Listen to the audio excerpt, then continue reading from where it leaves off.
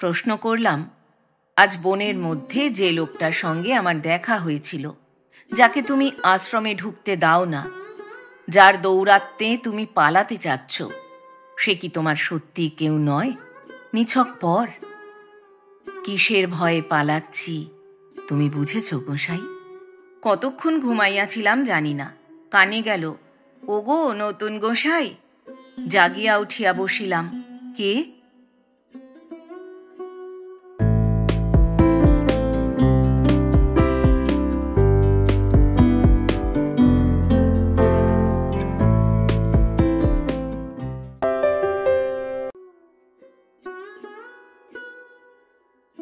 শুভেচ্ছা বন্ধুরা, একরাশ শুভেচ্ছা আর ভালোবাসা। আমি অর্পিতা, আর আপনারা শুনছেন এক ব্যাগ গপ্প ইউটিউব চ্যানেল। বন্ধুরা, শুরুতেই একটা ছোট্ট অনুরোধ, এখনও যারা এক ব্যাগ গপ্প চ্যানেলটি সাবস্ক্রাইব করেননি তাঁদের উদ্দেশ্যে বলি, আজই চ্যানেলটি সাবস্ক্রাইব করে সঙ্গে থাকুন, উৎসাহ পাব এগিয়ে চলার। বন্ধুরা, আপনারা অনেকেই অনুরোধ করেছিলেন শ্রদ্ধেয় লেখক শরৎচন্দ্র চট্টোপাধ্যায় রচিত শ্রীকান্ত উপন্যাসটি পাঠ করার জন্য। আজ নিয়ে এলাম শ্রীকান্ত উপন্যাসের একটি পর্ব, কমললতা। কমললতা একজন বৈষ্ণবী। শ্রীকান্তের জীবনে যেসব নারী এসেছিলেন তাদের মধ্যে কমললতা একজন অন্যতম নারী চরিত্র। শুরু করছি শ্রদ্ধেয় লেখক শরৎচন্দ্র চট্টোপাধ্যায় রচিত কমললতা।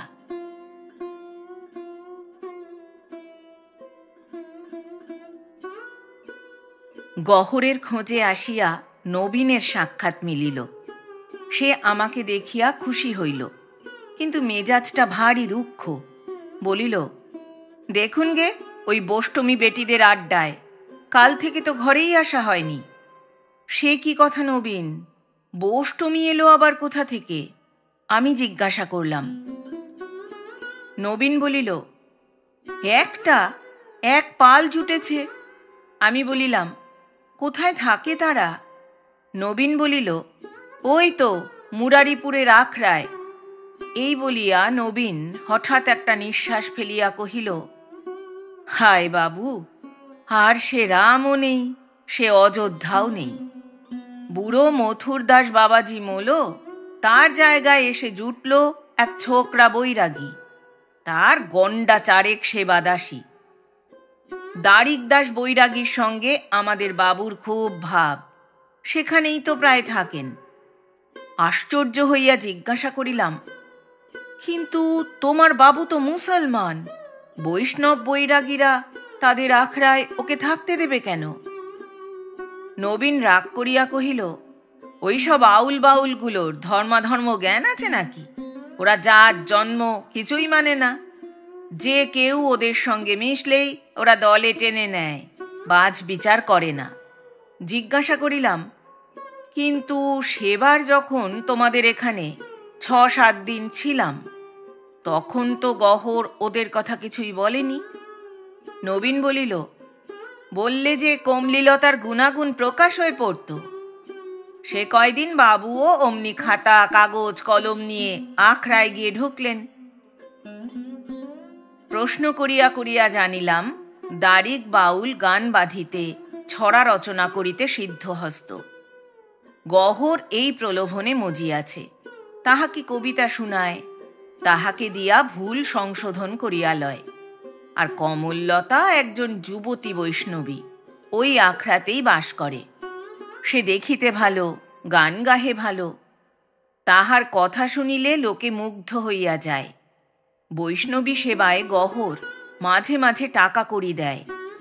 আখড়ায় সাবেক প্রাচীর জীর্ণ হইয়া ভাঙিয়া গিয়াছিল, গহর নিজের ব্যয় তাহা মেরামত করিয়া দিয়াছে। কাজটা তাহাদের সম্প্রদায়ের লোকের অগোচরে সে গোপনে করিয়াছে। ছেলেবেলায় এই আখড়ার কথা শুনিয়াছিলাম, আমার মনে পড়িল। পুরাকালে মহাপ্রভুর কোন এক ভক্ত শিষ্য এই আখড়ার প্রতিষ্ঠা করিয়াছিলেন। তদবধি শিষ্য পরম্পরায় বৈষ্ণবেরা ইহাতে বাস করিয়া আসিতেছে। অত্যন্ত কৌতূহল জন্মিল। বলিলাম, নবীন, আখড়াটা আমাকে একবার দেখিয়ে দিতে পারবে? নবীন ঘাড় নাড়িয়া অস্বীকার করিল, বলিল, আমার অনেক কাজ, আর আপনিও তো এই দেশের মানুষ, চিনে যেতে পারবেন না? ৮ ক্রোশের বেশি নয়, ওই সম্মুখের রাস্তা দিয়ে সিধে উত্তরমুখ চলে গেলে আপনিই দেখতে পাবেন, কাউকে জিজ্ঞাসা করতে হবে না। সামনে দিঘির পাড়ে বকুলতলায় বৃন্দাবন লীলা চলছে, দূর থেকেই আওয়াজ কানে যাবে, ভাবতে হবে না। আমার যাওয়ার প্রস্তাবটা নবীন গোড়াতেই পছন্দ করে নাই। জিজ্ঞাসা করিলাম, কি হয় সেখানে, কীর্তন? নবীন বলিল, হ্যাঁ, দিন রাত খঞ্জনি করতালের কামাই নেই। হাসিয়া বলিলাম, সে ভালোই নবীন, যাই, গহরকে ধরে আনি গে। এবার নবীন হাসিল, বলিল, হ্যাঁ যান, কিন্তু দেখবেন কমলিলতার কীর্তন শুনে নিজেই যেন আটকে যাবেন না। দেখি কি হয়, এই বলিয়া হাসিয়া কমললতা বৈষ্ণবীর আখড়ার উদ্দেশ্যে অপরাহ্ন বেলায় যাত্রা করিলাম। আখড়ার ঠিকানা যখন মিলিল, তখন সন্ধ্যা বোধ করি উত্তীর্ণ হইয়াছে। দূর হইতে কীর্তন বা খোল করতালের শব্দমাত্র পাই নাই। সুপ্রাচীন বকুল বৃক্ষটা সহজেই চোখে পড়িল। নিচে ভাঙাচোরা বেদি একটা আছে, কিন্তু লোকজন কাহাকেও দেখিতে পাইলাম না। একটা ক্ষীণ পথের রেখা আঁকিয়া বাঁকিয়া প্রাচীরের ধার ঘেঁষিয়া নদীর দিকে গিয়াছে। অনুমান করিলাম হয়তো ওদিকে কাহারও সন্ধান মিলিতে পারে, অতএব সেই দিকেই পা বাড়াইলাম। ভুল করি নাই। শীর্ণ সংকীর্ণ শৈবালাচ্ছন্ন নদীর তীরে একখণ্ড পরিষ্কৃত গোময় লিপ্ত ঈষদুচ্চ ভূমির উপর বসিয়া গহর এবং আর এক ব্যক্তি। আন্দাজ করিলাম ইনি বৈরাগী দ্বারিকা দাস, আখড়ার বর্তমান অধিকারী। নদীর তীর বলিয়া তখনও সন্ধ্যার অন্ধকার গাঢ় হয় নাই। বাবাজিকে বেশ স্পষ্টই দেখিতে পাইলাম। লোকটিকে ভদ্র ও উচ্চ জাতির বলিয়াই মনে হইল। বর্ণ শ্যাম, রোগা বলিয়া কিছু দীর্ঘকায় বলিয়া চোখে ঠেকে। মাথার চুল চূড়ার মতো করিয়া সম্মুখে বাঁধা, দাড়ি গোঁফ প্রচুর নয়, সামান্যই। চোখে মুখে একটা স্বাভাবিক হাসির ভাব আছে। বয়সটা ঠিক আন্দাজ করিতে পারিলাম না, তবে ৩৫-৩৬ বেশি হইবে বলিয়া বোধ করিলাম না। আমার আগমন বা উপস্থিতি উভয়ের কেহই লক্ষ্য করিল না। দুজনেই নদীর পরপারে পশ্চিম দিগন্তে চাহিয়া স্তব্ধ হইয়া আছে। সেখানে নানা রং ও নানা আকারের টুকরা মেঘের মাঝে ক্ষীণ পাণ্ডুর তৃতীয়ার চাঁদ, এবং ঠিক যেন তাহারই কপালের মাঝখানে ফুটিয়া আছে অত্যুজ্জ্বল সন্ধ্যা তারা। বহু নিম্নে দেখা যায় দূর গ্রামান্তরের নীল বৃক্ষরাজি। তাহার যেন কোথাও আর শেষ নাই, সীমা নাই। কালো সাদা পাশুটে নানা বর্ণের ছেঁড়াখোড়া মেঘের গায়ে তখনও অস্তগত সূর্যের শেষ দীপ্তি খেলিয়া বেড়াইতেছে, ঠিক যেন দুষ্ট ছেলের হাতে রঙের তুলি পড়িয়া ছবির আদ্যশ্রাদ্ধ চলিতেছে।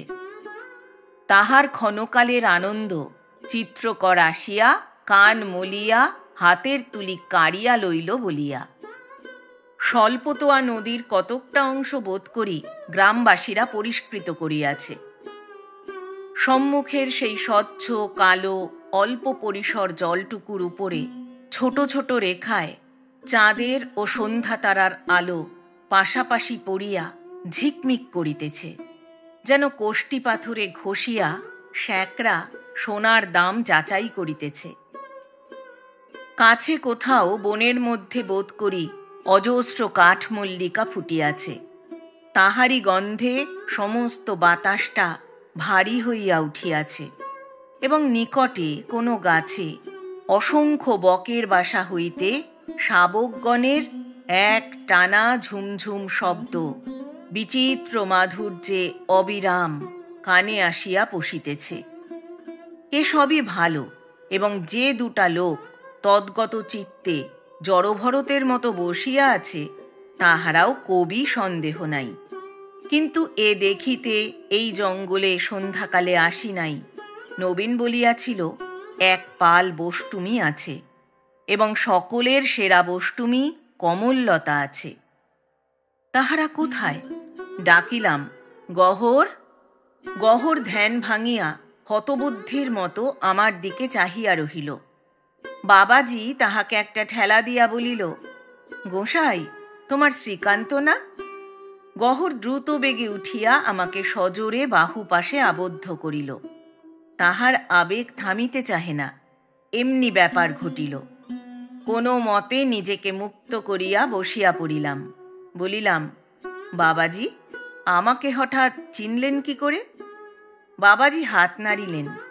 ও চলবে না গোসাই, ক্রিয়াপদের শেষের ওই সম্ভ্রমের দন্তন্যটুকু বাদ দিতে হবে, তবে তো রস জমবে। বলিলাম, তা যেন দিলাম, কিন্তু হঠাৎ আমাকে চিনলে কি করে? বাবাজি কহিলেন, হঠাৎ চিনব কেন? তুমি যে আমাদের বৃন্দাবনের চেনা মানুষ গোসাই। তোমার চোখ দুটি যে রসের সমুদ্র, ও যে দেখলেই চোখে পড়ে। যেদিন কমললতা এলো, তারও এমনি দুটি চোখ, তারে দেখেই চিনলাম। কমললতা, কমললতা, এতদিন ছিলে কোথা? কমল এসে সেই যে আপনার হলো, তার আর আদি অন্ত বিরহ বিচ্ছেদ রইল না। এই তো সাধনা গোসাই, একেই তো বলে রসের দীক্ষা। বলিলাম, কমললতা দেখব বলেই তো এসেছি গোসাই, কই সে? বাবাজি ভারী খুশি হইলেন, বলিলেন, দেখবে তাকে? কিন্তু সে তোমার অচেনা নয় গোসাই। বৃন্দাবনে তাকে অনেকবার দেখেছ, হয়তো ভুলে গেছ, কিন্তু দেখলেই চিনবে, সেই কমললতা। গোসাই, ডাকো না একবার তারে। এই বলিয়া বাবাজি গহরকে ডাকিতে ইঙ্গিত করিলেন। ইহার কাছে সবাই গোসাই। বলিলেন, বলো গে, শ্রীকান্ত এসেছে তোমাকে দেখতে। গহর চলিয়া গেলে জিজ্ঞাসা করিলাম, গোসাই, আমার কথা বুঝি তোমাকে গহর সমস্ত বলেছে? বাবাজি ঘাড় নাড়িয়া কহিলেন, হ্যাঁ, সমস্ত বলেছে। তাকে জিজ্ঞাসা করলাম, গোসাই, 6-7 দিন আসনি কেন? সে বললে, শ্রীকান্ত এসেছিল। তুমি যে শীঘ্রই আবার আসবে তাও সে বলেছে। তুমি বর্মা দেশে যাবে তাও জানি। শুনিয়া স্বস্তির নিঃশ্বাস ফেলিয়া মনে মনে বলিলাম, রক্ষা হোক, ভয় হইয়াছিল। সত্যই বা ইনি কোনো অলৌকিক আধ্যাত্মিক শক্তি বলে আমাকে দেখিবা মাত্রই চিনিয়াছেন। যাই হোক, এক্ষেত্রে আমার সম্বন্ধে তাহার আন্দাজটা যে বেঠিক হয় নাই, তাহা মানিতেই হইবে। বাবাজিকে ভালো বলিয়াই ঠেকিল, অন্তত অসাধু প্রকৃতির বলিয়া মনে হইল না। বেশ সরল। কি জানি কেন ইহাদের কাছে গহর আমার সকল কথাই বলিয়াছে, অর্থাৎ যতটুকু সে জানে। বাবাজি সহজেই তাহা স্বীকার করিলেন। একটু খ্যাপাটে গোছের, হয়তো কবিতা ও বৈষ্ণবী রসচর্চায় কিঞ্চিৎ বিভ্রান্ত। অনতিকাল পরেই গহর গোসাইয়ের সঙ্গে কমললতা আসিয়া উপস্থিত হইল। বয়স 30-এর বেশি নয়।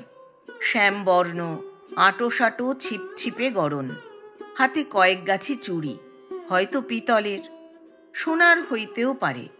চুল ছোট নয়, গেরো দেওয়া, পিঠের উপর ঝুলিতেছে। গলায় তুলসীর মালা, হাতে থলির মধ্যে তুলসীর জপমালা। ছাপছোপের খুব বেশি আড়ম্বর নাই, কিংবা হয়তো সকালের দিকে ছিল, এবেলায় কিছু কিছু মুছিয়া গিয়াছে। ইহার মুখের দিকে চাহিয়া কিন্তু ভয়ানক আশ্চর্য হইলাম। সবিস্ময় মনে হইল, এই চোখ মুখের ভাবটা যেন আমার পরিচিত, এবং চলনের ধরনটাও যেন পূর্বে কোথাও দেখিয়াছি। বৈষ্ণবী কথা কহিল, সে যে নিচের স্তরের লোক নয়, তৎক্ষণাৎ বুঝিলাম। সে কিছুমাত্র ভূমিকা করিল না, সোজা আমার প্রতি চাহিয়া কহিল, কি গোসাই, চিনতে পারো? বলিলাম, না, কিন্তু কোথায় যেন দেখেছি মনে হচ্ছে। বৈষ্ণবী কহিল, দেখেছ বৃন্দাবনে বড় গোসাইজির কাছে খবরটা শোনোনি এখনো? বলিলাম, তা শুনেছি, কিন্তু বৃন্দাবনে আমি তো কোনো জন্মেও যাইনি। বৈষ্ণবী কহিল, গেছ বই কি, অনেক কালের কথা, হঠাৎ স্মরণ হচ্ছে না। সেখানে গরু চড়াতে, ফল পেড়ে আনতে, বনফুলের মালা গেঁথে আমাদের গলায় পরাতে, সব ভুলে গেলে? এই বলিয়া সে ঠোঁট চাপিয়া মৃদু মৃদু হাসিতে লাগিল। বুঝিলাম তামাশা করিতেছে, কিন্তু আমাকে না বড় গোসাইজিকে ঠিক ঠাহর করিতে পারিলাম না। কহিল, রাত হয়ে আসছে, আর জঙ্গলে বসে কেন, ভেতরে চলো। বলিলাম, জঙ্গলের পথে আমাদেরও অনেকটা যেতে হবে, বরঞ্চ কাল আবার আসব। বৈষ্ণবী জিজ্ঞাসা করিল, এখানের সন্ধান দিলে কে, নবীন? আমি বলিলাম, হ্যাঁ, সেই।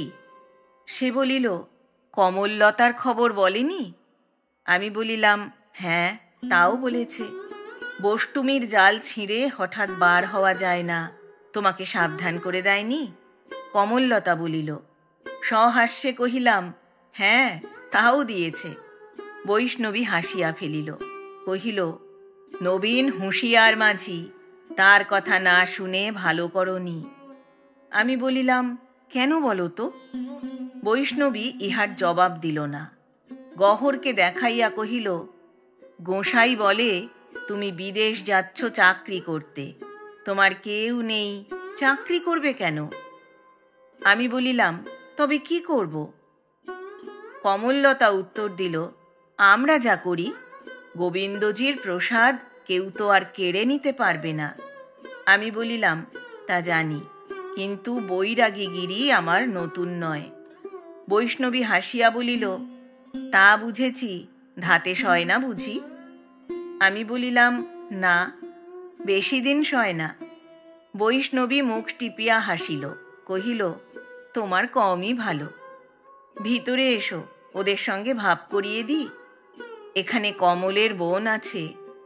আমি বলিলাম, তা শুনেছি, কিন্তু অন্ধকারে ফিরব কি করে? বৈষ্ণবী পুনশ্চ হাসিল, কহিল, অন্ধকারে ফিরতেই বা আমরা দেব কেন? অন্ধকার কাটবে গো, কাটবে, তখন যেও, এসো। আমি বলিলাম, চলো। বৈষ্ণবী কহিল, গৌর গৌর। গৌর গৌর বলিয়া আমিও অনুসরণ করিলাম। যদিচ ধর্মাচরণে নিজের মতিগতি নাই, কিন্তু যাহাদের আছে তাহাদেরও বিঘ্ন ঘটাই না। মনের মধ্যে নিঃসংশয় জানি, ওই গুরুতর বিষয়ের কোনো অন্ধিসন্ধি আমি কোনো কালে খুঁজিয়া পাইব না। তথাপি ধার্মিকদের আমি ভয় করি। বিখ্যাত স্বামীজি, সখ্যাত সাধুজি, কাহাকেও ছোট বড় করি না। উভয়ের বাণী আমার কর্ণে সমান মধু বর্ষণ করে। বিশেষজ্ঞদের মুখে শুনিয়াছি, বাংলাদেশের আধ্যাত্মিক সাধনার নিগূঢ় রহস্য বৈষ্ণব সম্প্রদায়েই সুগুপ্ত আছে, এবং সেইটাই নাকি বাংলার নিজস্ব খাঁটি জিনিস। ইতিপূর্বে সন্ন্যাসী সাধুসঙ্গ কিছু কিছু করিয়াছি। ফল লাভের বিবরণ প্রকাশ করিতে ইচ্ছা করি না, কিন্তু এবার যদি দৈবাৎ খাঁটি বস্তু কপালে জুটিয়া থাকে, তো এ সুযোগ ব্যর্থ হইতে দিব না বলিয়া সংকল্প করিলাম। পুঁটুর বৌভাতের নিমন্ত্রণ আমাকে রাখিতেই হইবে। অন্তত সে কয়টা দিন কলিকাতার নিঃসঙ্গ মেসের পরিবর্তে বৈষ্ণবী আখড়ার আশেপাশে কোথাও কাটাইতে পারিলে, আর যাই হোক, জীবনের সঞ্চয়ে বিশেষ লোকসান ঘটিবে না।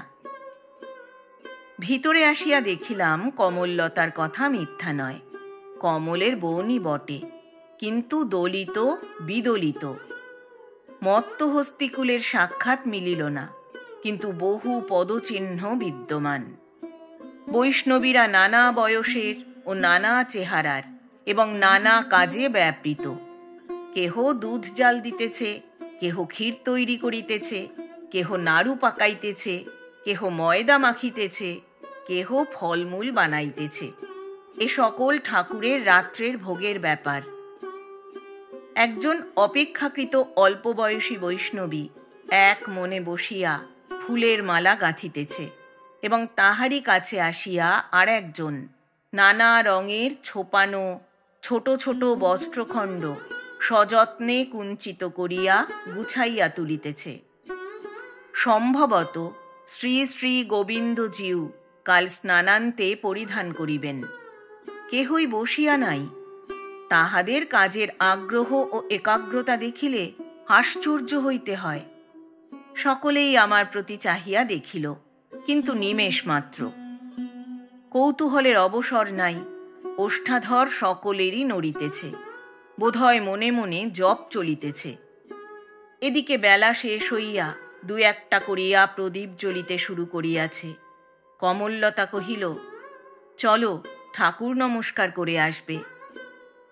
কিন্তু আচ্ছা, তোমাকে কি বলে ডাকবো বলো তো? নতুন গোসাই বলে ডাকলে হয় না? বলিলাম, কেন হবে না? তোমাদের এখানে গহর পর্যন্ত যখন গহর গোসাই হয়েছে, তখন আমি তো অন্তত বামুনের ছেলে, কিন্তু আমার নিজের নামটা কি দোষ করলে? তার সঙ্গেই একটা গোসাই জুড়ে দাও না। কমললতা মুখ টিপিয়া হাসিয়া বলিল, সে হয় না ঠাকুর, হয় না। ও নামটা আমার ধরতে নেই, অপরাধ হয়। এসো। তা যাচ্ছি, কিন্তু অপরাধটা কিসের? আমি আশ্চর্য হইয়া জিজ্ঞাসা করিলাম। কমললতা উত্তর দিল, কিসের তা তোমার শুনে কি হবে? আচ্ছা মানুষ তো। যে বৈষ্ণবীটি মালা গাঁথিতেছিল সে ফিক করিয়া হাসিয়া ফেলিয়াই মুখ নিচু করিল। ঠাকুর ঘরে কালো পাথর ও পিতলের রাধাকৃষ্ণ যুগল মূর্তি, একটি নয়, অনেকগুলি। এখানেও জন ৫-৬ বৈষ্ণবী কাজে নিযুক্ত। আরতির সময় হইয়া আসিতেছে, নিঃশ্বাস ফেলিবার অবকাশ নাই। ভক্তিভরে যথারীতি প্রণাম করিয়া বাহির হইয়া আসিলাম। ঠাকুর ঘরটি ছাড়া অন্য সব ঘরগুলি মাটির, কিন্তু সযত্ন পরিচ্ছন্নতার সীমা নাই। বিনা আসনে কোথাও বসিতেই সংকোচ হয় না। তথাপি কমললতা পূবের বারান্দার এক ধারে আসন পাতিয়া দিল, কহিল, বসো, তোমার থাকবার ঘরটা একটু গুছিয়ে দিয়ে আসি। আমি বলিলাম, আমাকে এখানেই আজ থাকতে হবে নাকি? কমললতা উত্তর দিল, কেন, ভয় কি? আমি থাকতে তোমার কোনো কষ্ট হবে না। বলিলাম, কষ্টের জন্য নয়, কিন্তু গহর রাগ করবে যে। বৈষ্ণবী কহিল, সে ভার আমার। আমি ধরে রাখলে তোমার বন্ধু একটুও রাগ করবে না। এই বলিয়া সে হাসিয়া চলিয়া গেল। একাকী বসিয়া অন্যান্য বৈষ্ণবীদের কাজ দেখিতে লাগিলাম। বাস্তবিকই তাহাদের সময় নষ্ট করিবার সময় নাই। আমার দিকে কেহ ফিরিয়াও চাহিল না। মিনিট 10 পরে কমললতা যখন ফিরিয়া আসিল, তখন কাজ শেষ করিয়া সকলে উঠিয়া গিয়াছে। জিজ্ঞাসা করিলাম, তুমি মঠের কর্ত্রী নাকি? কমললতা জিভ কাটিয়া কহিল, আমরা সবাই গোবিন্দজির দাসী, কেউ ছোট বড় নেই। এক একজনের এক একটা ভার, আমার উপর প্রভু এই ভার দিয়েছেন। এই বলিয়া সে মন্দিরের উদ্দেশ্যে হাত জোর করিয়া কপালে হাত ঠেকাইল, বলিল, এমন কথা আর কখনো মুখে এনো না। বলিলাম, তাই হবে। আচ্ছা, বড় গোসাই, গহর গোসাই, এদের দেখছি নে কেন? বৈষ্ণবী কহিল, তাঁরা এলেন বলে, নদীতে স্নান করতে গিয়েছেন। আমি বলিলাম, এই রাত্রে আর ওই নদীতে? বৈষ্ণবী বলিল, হ্যাঁ। আমি বলিলাম, গহরও? সে বলিল, হ্যাঁ, গহর গোসাইও। আমি বলিলাম, কিন্তু আমাকেই বা স্নান করালে না কেন? বৈষ্ণবী হাসিয়া বলিল, আমরা কাউকেই স্নান করাইনি, তারা আপনি করে। ঠাকুরের দয়া হলে তুমিও একদিন করবে, সেদিন মানা করলেও শুনবে না। বলিলাম, গহর ভাগ্যবান, কিন্তু আমার তো টাকা নেই, আমি গরিব লোক, আমার প্রতি হয়তো ঠাকুরের দয়া হবে না। বৈষ্ণবী ইঙ্গিতটা বোধহয় বুঝিল এবং রাগ করিয়া কি যেন একটা বলিতে গেল, কিন্তু বলিল না। তারপরে কহিল, গহর গোসাই যাই হন, কিন্তু তুমিও গরিব নও। অনেক টাকা দিয়ে যে পরের কন্যাদায় উদ্ধার করে, ঠাকুর তাকে গরিব ভাবে না। তোমার উপরেও দয়া হওয়া আশ্চর্য নয়। বলিলাম, তাহলে সেটা ভয়ের কথা।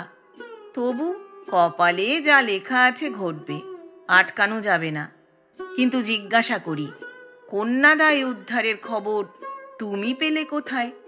বৈষ্ণবী কহিল, আমাদের 5 বাড়িতে ভিক্ষে করতে যেতে হয়, আমরা সব খবরই শুনতে পাই গো। বলিলাম, কিন্তু এই খবর বোধহয় এখনো পাওনি যে টাকা দিয়ে দায় উদ্ধার করতে আমার হয়নি। বৈষ্ণবী কিছু বিস্মিত হইল। না, এই খবর পাইনি। কিন্তু হলো কি, বিয়ে ভেঙে গেল? হাসিয়া কহিলাম, বিয়ে ভাঙেনি, কিন্তু ভেঙেছেন কালিদাস বাবু, বরের বাপ নিজে। পরের ভিক্ষের দানে ছেলে বেচে পনের কড়ি হাত পেতে নিতে তিনি লজ্জা পেলেন। আমিও বেঁচে গেলাম। এই বলিয়া ব্যাপারটা সংক্ষেপে বিবৃত করিলাম। বৈষ্ণবী সবিস্ময়ে কহিল, বলো কি গো, এ যে অঘটন ঘটল! বলিলাম, ঠাকুরের দয়া। শুধু কি গহর গোসাইজি অন্ধকারে পচা নদীর জলে ডুব মারবে, আর সংসারের কোথাও কোনো অঘটন ঘটবে না? তার লীলাই বা প্রকাশ পাবে কি করে বলো তো? বলিয়াই কিন্তু বৈষ্ণবীর মুখ দেখিয়া বুঝিলাম কথাটা আমার ভালো হয় নাই, মাত্রা ছাড়াইয়া গিয়াছে। বৈষ্ণবী কিন্তু প্রতিবাদ করিল না, শুধু হাত তুলিয়া মন্দিরের উদ্দেশ্যে নিঃশব্দে নমস্কার করিল, যেন অপরাধের মার্জনা ভিক্ষা করিল।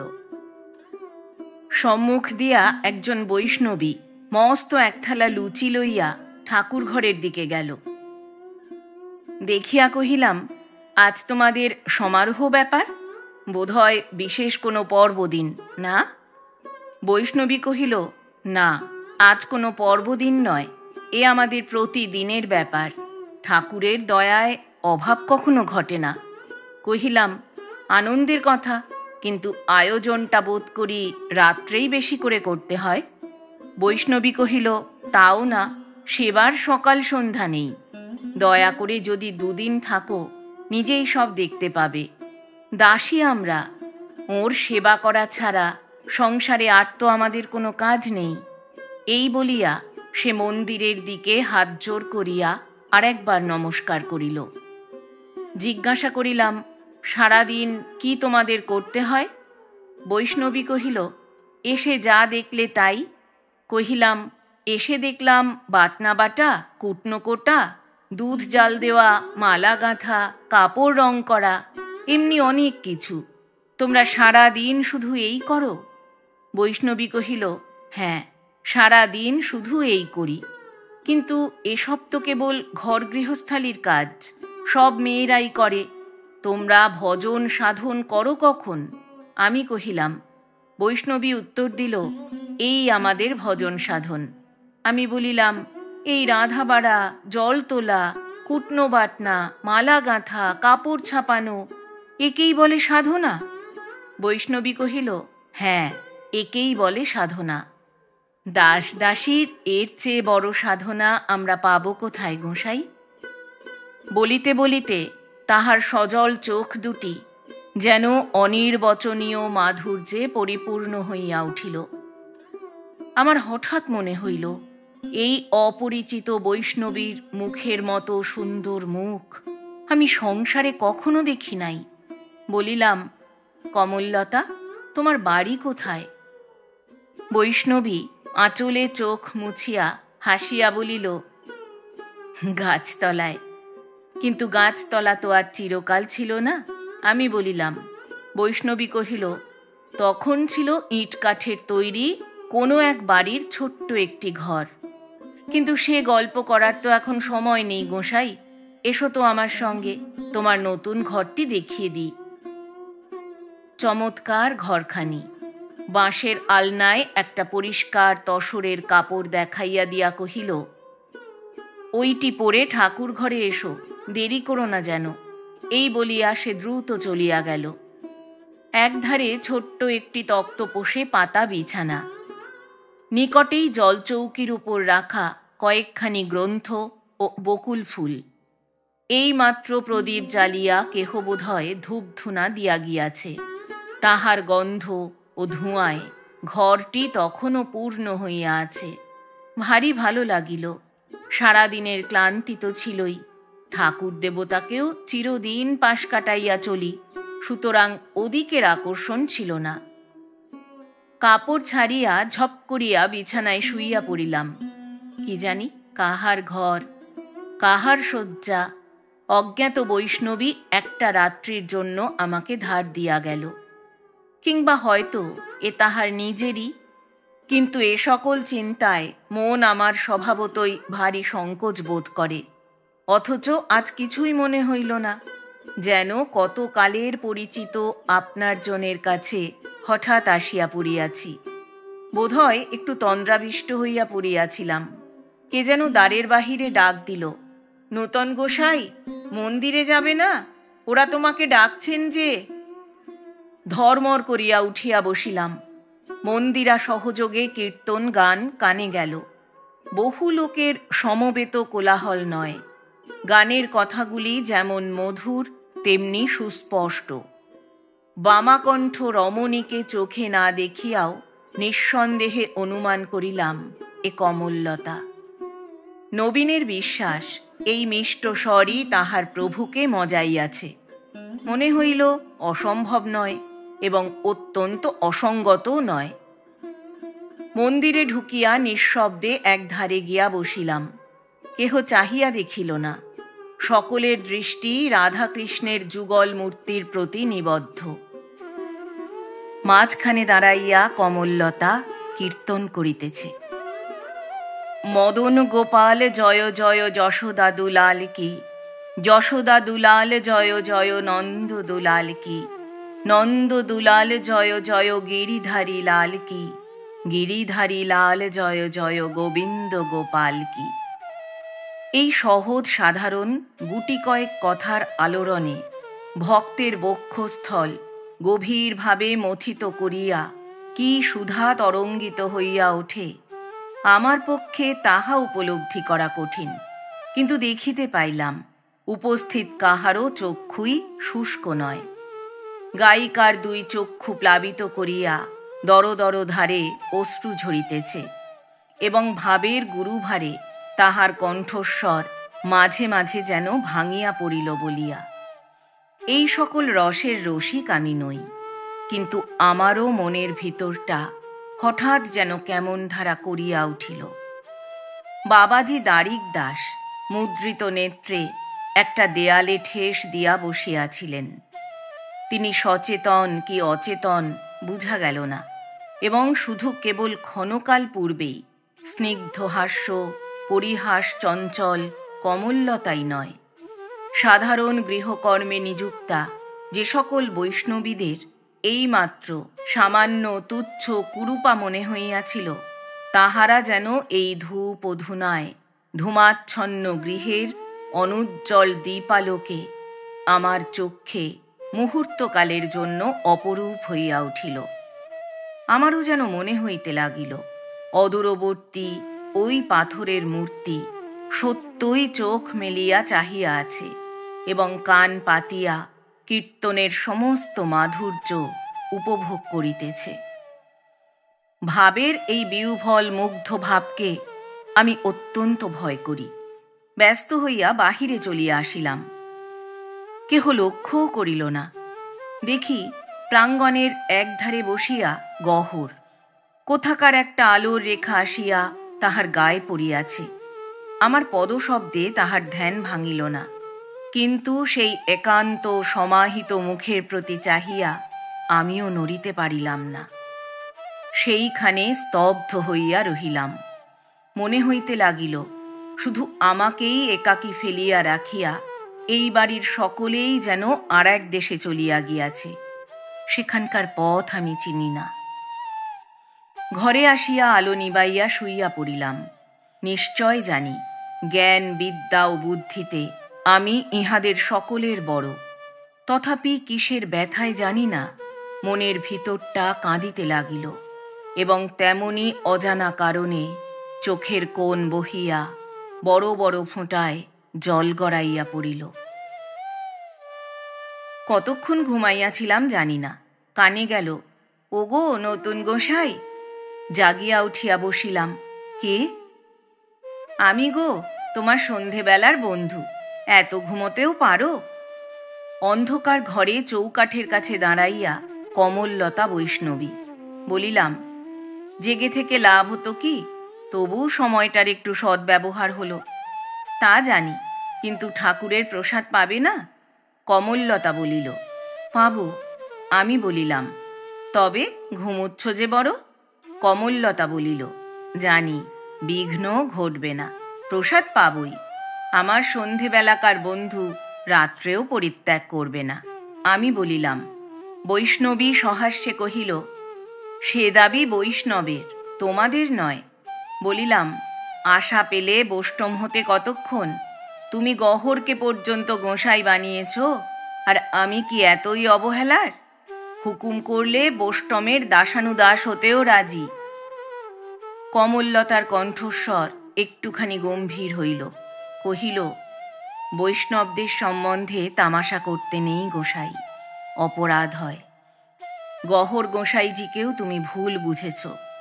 তার আপন লোকেরাও তাকে কাফের বলে, কিন্তু তারা জানে না সে খাঁটি মুসলমান। বাপ পিতামহর ধর্মবিশ্বাস সে ত্যাগ করেনি। কিন্তু তার ভাব দেখে তা তো মনে হয় না। আমি বলিলাম। বৈষ্ণবী কহিল, সেইটেই আশ্চর্য। কিন্তু আর দেরি করো না, এসো। একটু ভাবিয়া কহিল, কিংবা প্রসাদ না হয় তোমাকে এখানেই দিয়ে যাই, কি বলো? বলিলাম, আপত্তি নেই, কিন্তু গহর কোথায়? সে থাকে তো দুজনকে একত্রেই দাও না। কমললতা বলিল, তার সঙ্গে বসে খাবে? আমি বলিলাম, চিরকালই তো খাই। ছেলেবেলায় ওর মা আমাকে অনেক ফলার মেখে দিয়েছে। তোমাদের চেয়ে সে তখন কম মিষ্টি হতো না। তাছাড়া গহর ভক্ত, গহর কবি, কবির জাতের খোঁজ করতে নেই। অন্ধকারেও মনে হইল বৈষ্ণবী একটা নিঃশ্বাস চাপিয়া ফেলিল। তারপরে কহিল, গহর গোসাইজি নেই, কখন চলে গেছে আমরা জানতে পারিনি। কহিলাম, গহরকে দেখলাম সে উঠোনে বসে, তাকে কি ভেতরে যেতে দাও না? বৈষ্ণবী কহিল, না। আমি বলিলাম, গহরকে আজ আমি দেখেছি। কমললতা, আমার তামাশাতেই তুমি রাগ করিলে, কিন্তু তোমাদের ঠাকুরের সঙ্গে তোমরাও বড় তামাশা করছো না? অপরাধ শুধু একটা দিকেই হয় তা নয়। বৈষ্ণবী এই অনুযোগে আজ জবাব দিল না, নীরবে বাহির হইয়া গেল। অল্প একটুখানি পরেই সে অন্য একটি বৈষ্ণবীর হাতে আলো ও আসন এবং নিজে প্রসাদের পাত্র লইয়া প্রবেশ করিল। কহিল, অতিথি সেবার ত্রুটি হবে নতুন গোসাই, কিন্তু এখানকার সমস্তই ঠাকুরের প্রসাদ। হাসিয়া বলিলাম, ভয় নাই গো সন্ধ্যার বন্ধু। বৈষ্ণব না হয়েও তোমার নতুন গোসাইজির রসবোধ আছে। আতিথ্যের ত্রুটি নিয়ে সে রসভঙ্গ করে না। রাখো, কি আছে, ফিরে এসে দেখবে প্রসাদের কণিকাটুকুও অবশিষ্ট নেই। ঠাকুরের প্রসাদ তো অমনি করেই খেতে হয়। এই বলিয়া কমললতা নিচে ঠাঁই করিয়া সমুদয় খাদ্য সামগ্রী একে একে পরিপাটি করিয়া সাজাইয়া দিল। পরদিন অতি প্রত্যুষেই ঘুম ভাঙিয়া গেল কাঁসর ঘণ্টার বিকট শব্দে। সুবিপুল বাদ্যভাণ্ড সহযোগে মঙ্গল আরতি শুরু হইয়াছে। কানে গেল ভোরের সুরে কীর্তনের পদ। কানু গলে বনমালা বিরাজে, রাই গলে মতি সাজে, অরুণিত চরণে মঞ্জরি রঞ্জিত খঞ্জন গঞ্জন লাজে। তারপরে সারা দিন ধরিয়া চলিল ঠাকুর সেবা, পূজা পাঠ, কীর্তন, নাওয়ানো খাওয়ানো, গা মোছানো, চন্দন মাখানো, মালা পরানো, ইহার আর বিরাম বিচ্ছেদ নাই। সবাই ব্যস্ত, সবাই নিযুক্ত। মনে হইল পাথরের দেবতারই এই অষ্টপ্রহর ব্যাপী অফুরন্ত সেবা সহে। আর কিছু হইলে এত বড় ধকলে কবে ক্ষয় হইয়া নিঃশেষ হইয়া যাইত। কাল বৈষ্ণবীকে জিজ্ঞাসা করিয়াছিলাম, তোমরা সাধন ভজন করো কখন? সে উত্তরে বলিয়াছিল, এই তো সাধন ভজন।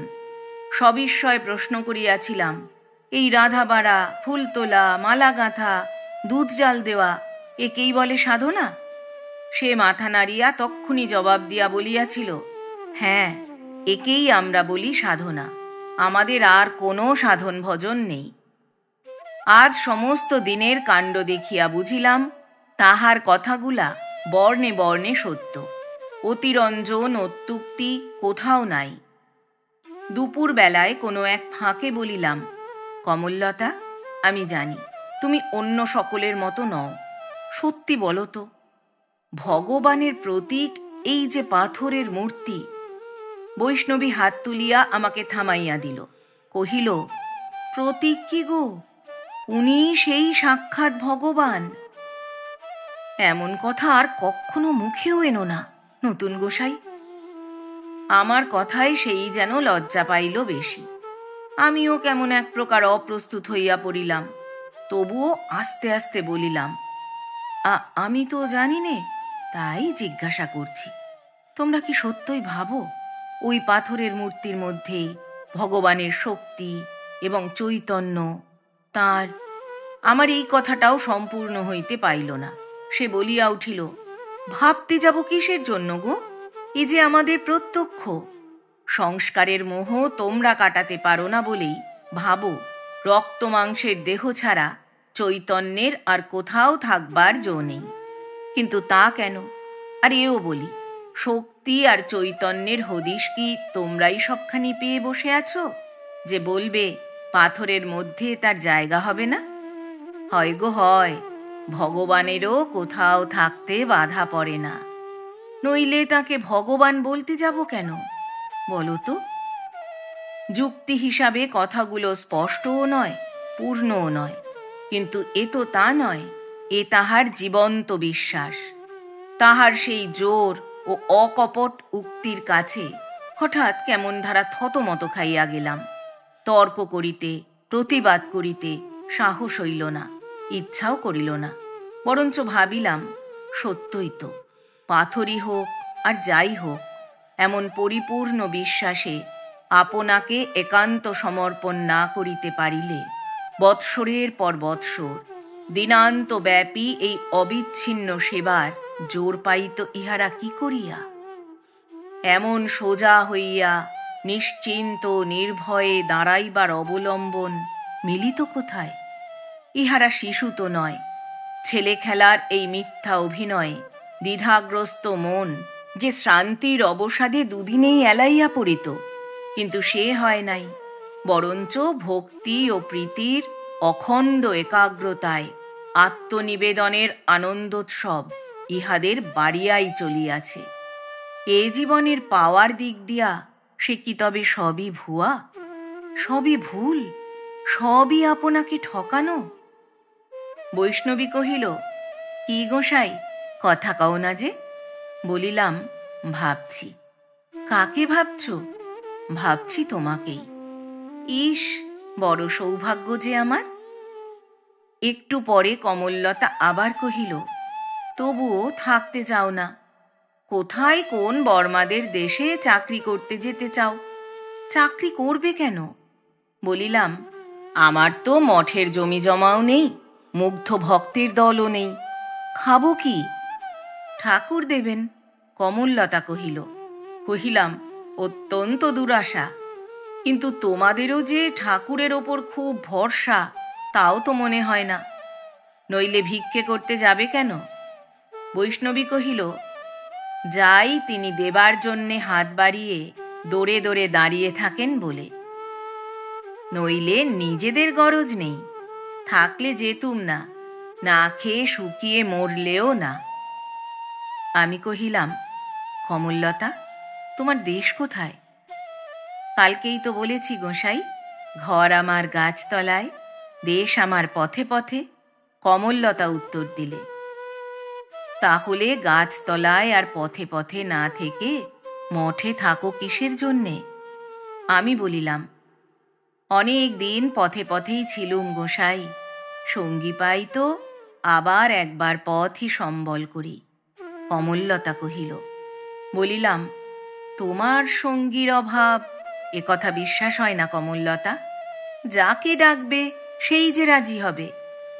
বৈষ্ণবী হাসি মুখে কহিল, তোমাকে ডাকছি নতুন গোসাই, রাজি হবে? আমিও হাসিলাম, বলিলাম, হ্যাঁ, রাজি। নাবালক অবস্থায় যে লোক যাত্রার দলকে ভয় করেনি, সাবালক অবস্থায় তার বষ্টুমিকে ভয় কি? যাত্রার দলেও ছিলে নাকি? কমললতা কহিল। আমি বলিলাম, হ্যাঁ। কমললতা কহিল, তাহলে তো গান গাইতেও পারো। আমি কহিলাম, না, অধিকারী অতটা দূর এগোতে দেয়নি, তার আগেই জবাব দিয়েছিল। তুমি অধিকারী হলে কি হতো বলা যায় না। বৈষ্ণবী হাসিতে লাগিল, বলিল, আমিও জবাব দিতুম। সে যাক, এখন আমাদের একজন জানলেই কাজ চলে যাবে। এদেশে যেমন তেমন করেও ঠাকুরের নাম নিতে পারলে ভিক্ষের অভাব হয় না। চলো না গোসাই, বেরিয়ে পড়া যাক। বলছিলে শ্রী বৃন্দাবন ধাম কখনো দেখনি, চলো তোমাকে দেখিয়ে নিয়ে আসি। অনেক দিন ঘরে বসে কাটল, পথের নেশা আবার যেন টানতে চায়। সত্যি যাবে নতুন গোসাই? হঠাৎ তাহার মুখের পানে চাহিয়া ভারী বিস্ময় জন্মিল। কহিলাম, পরিচয় তো এখনো আমাদের 24 ঘন্টা পার হয়নি, আমাকে এতটা বিশ্বাস হলো কি করে? বৈষ্ণবী কহিল, 24 ঘন্টা তো কেবল এক পক্ষেই নয় গোসাই, ওটা দুপক্ষেই।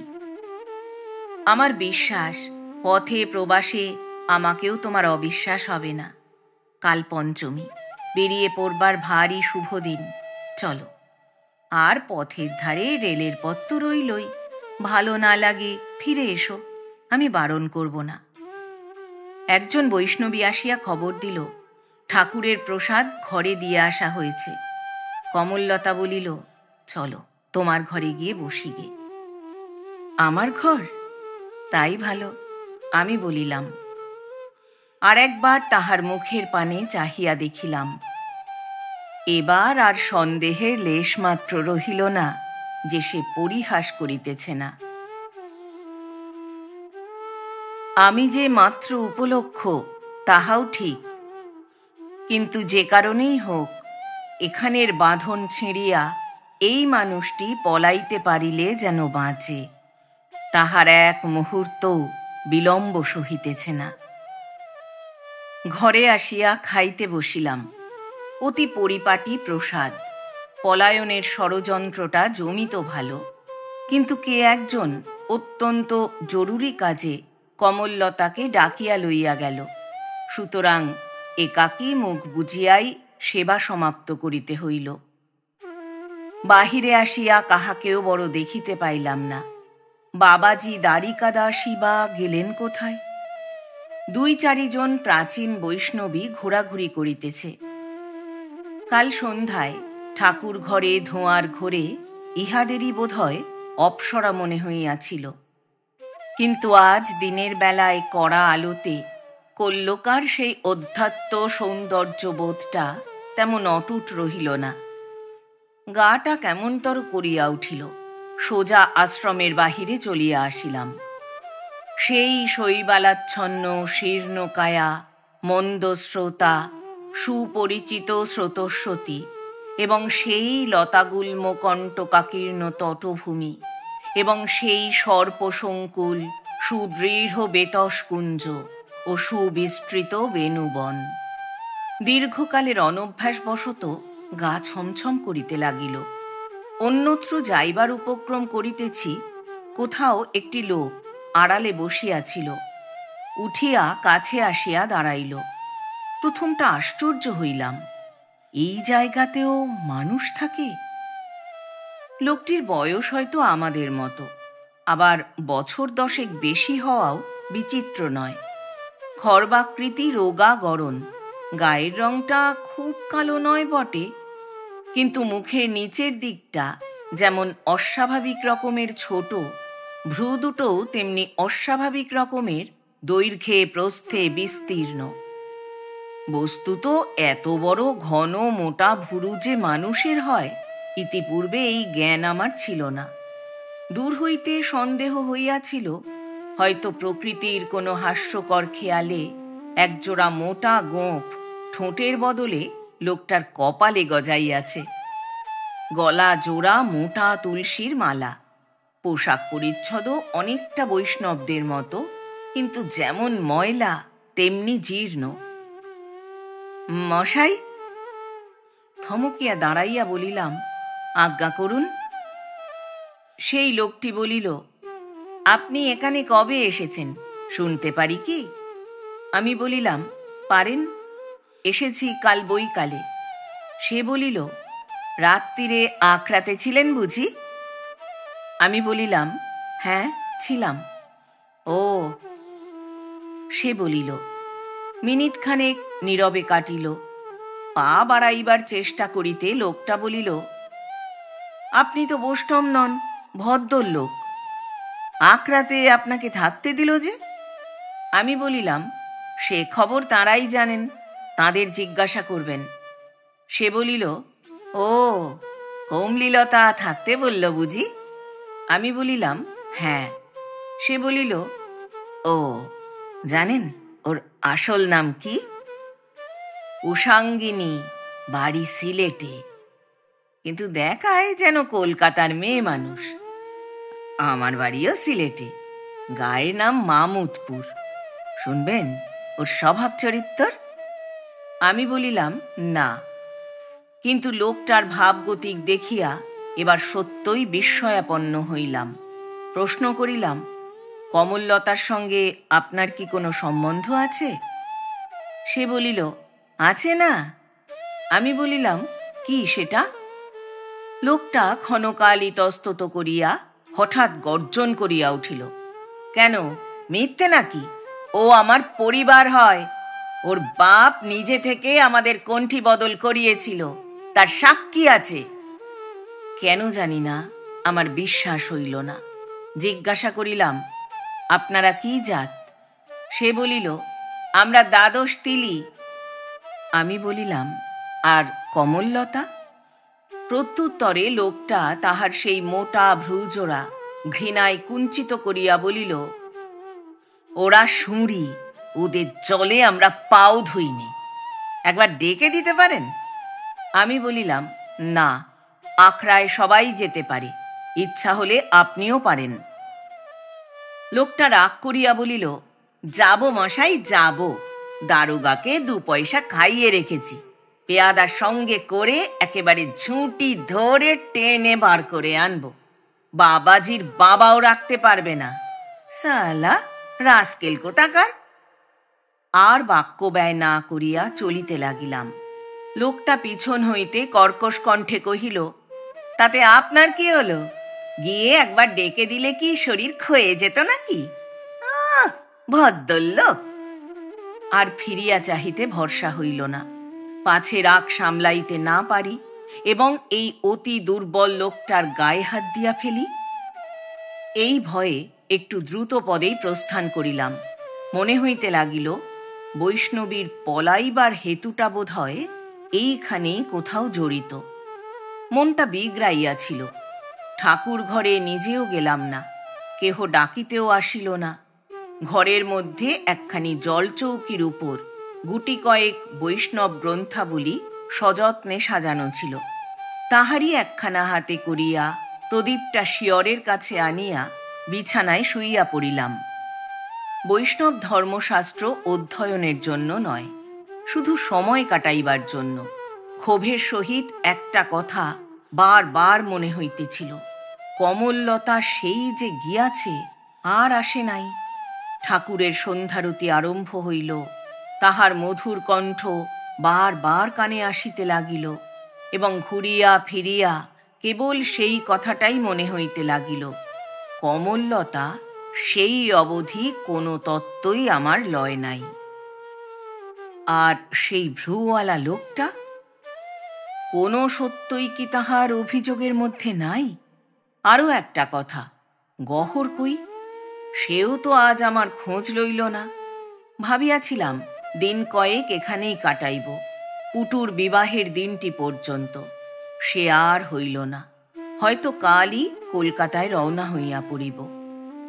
ক্রমশ আরতি ও কীর্তন সমাপ্ত হইল।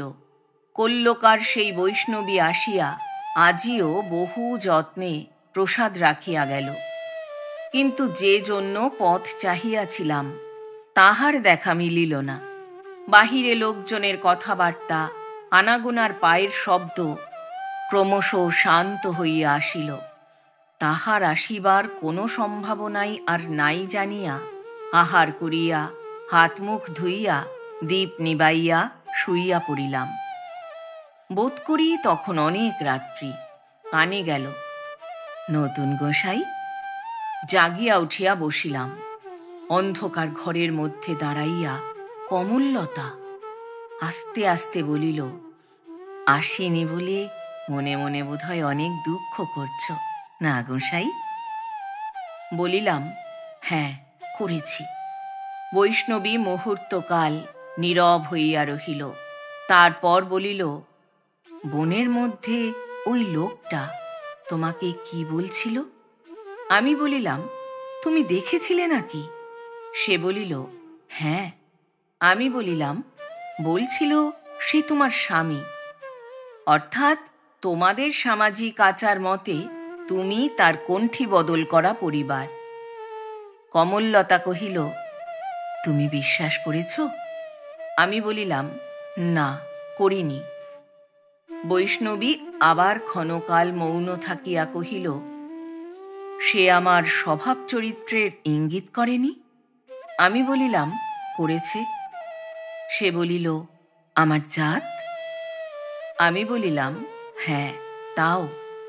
বৈষ্ণবী একটুখানি থামিয়া বলিল, শুনবে আমার ছেলেবেলার ইতিহাস? কিন্তু হয়তো তোমার ঘৃণা হবে। আমি বলিলাম, তবে থাক, ও আমি শুনতে চাইনি। সে বলিল, কেন? আমি বলিলাম, তাতে লাভ কি কমললতা? তোমাকে আমার ভারী ভালো লেগেছে, কিন্তু কাল চলে যাব। হয়তো আর কখনো আমাদের দেখাও হবে না। নিরর্থক আমার সেই ভালো লাগাটুকু নষ্ট করে ফেলে ফল হবে কি বলো তো? বৈষ্ণবী এবার অনেকক্ষণ চুপ করিয়া রহিল। অন্ধকারে নিঃশব্দে দাঁড়াইয়া সে কি করিতেছে ভাবিয়া পাইলাম না। জিজ্ঞাসা করিলাম, কি ভাবছ? সে বলিল, ভাবছি কাল তোমাকে যেতে দেব না। আমি বলিলাম, তবে কবে যেতে দেবে? সে বলিল, যেতে কোনো দিনই দেব না। কিন্তু অনেক রাত হলো গোসাই, এবার ঘুমো। মশারিটা ভালো করে গোঁজা আছে তো? আমি বলিলাম, কি জানি, আছে বোধহয়। বৈষ্ণবী হাসিয়া কহিল, আছে বোধহয়? বাহ, বেশ তো। এই বলিয়া সে কাছে আসিয়া অন্ধকারেই হাত বাড়াইয়া বিছানার সকল দিক পরীক্ষা করিয়া বলিল, ঘুমো গোসাই, আমি চললুম। এই বলিয়া সে পা টিপিয়া বাহির হইয়া গেল এবং বাহির হইতে অত্যন্ত সাবধানে দরজা বন্ধ করিয়া দিল।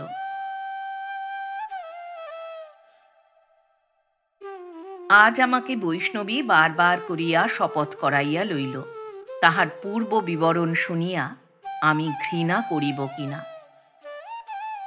বলিলাম, শুনতে আমি চাইনে, কিন্তু শুনলেও আমি ঘৃণা করব না।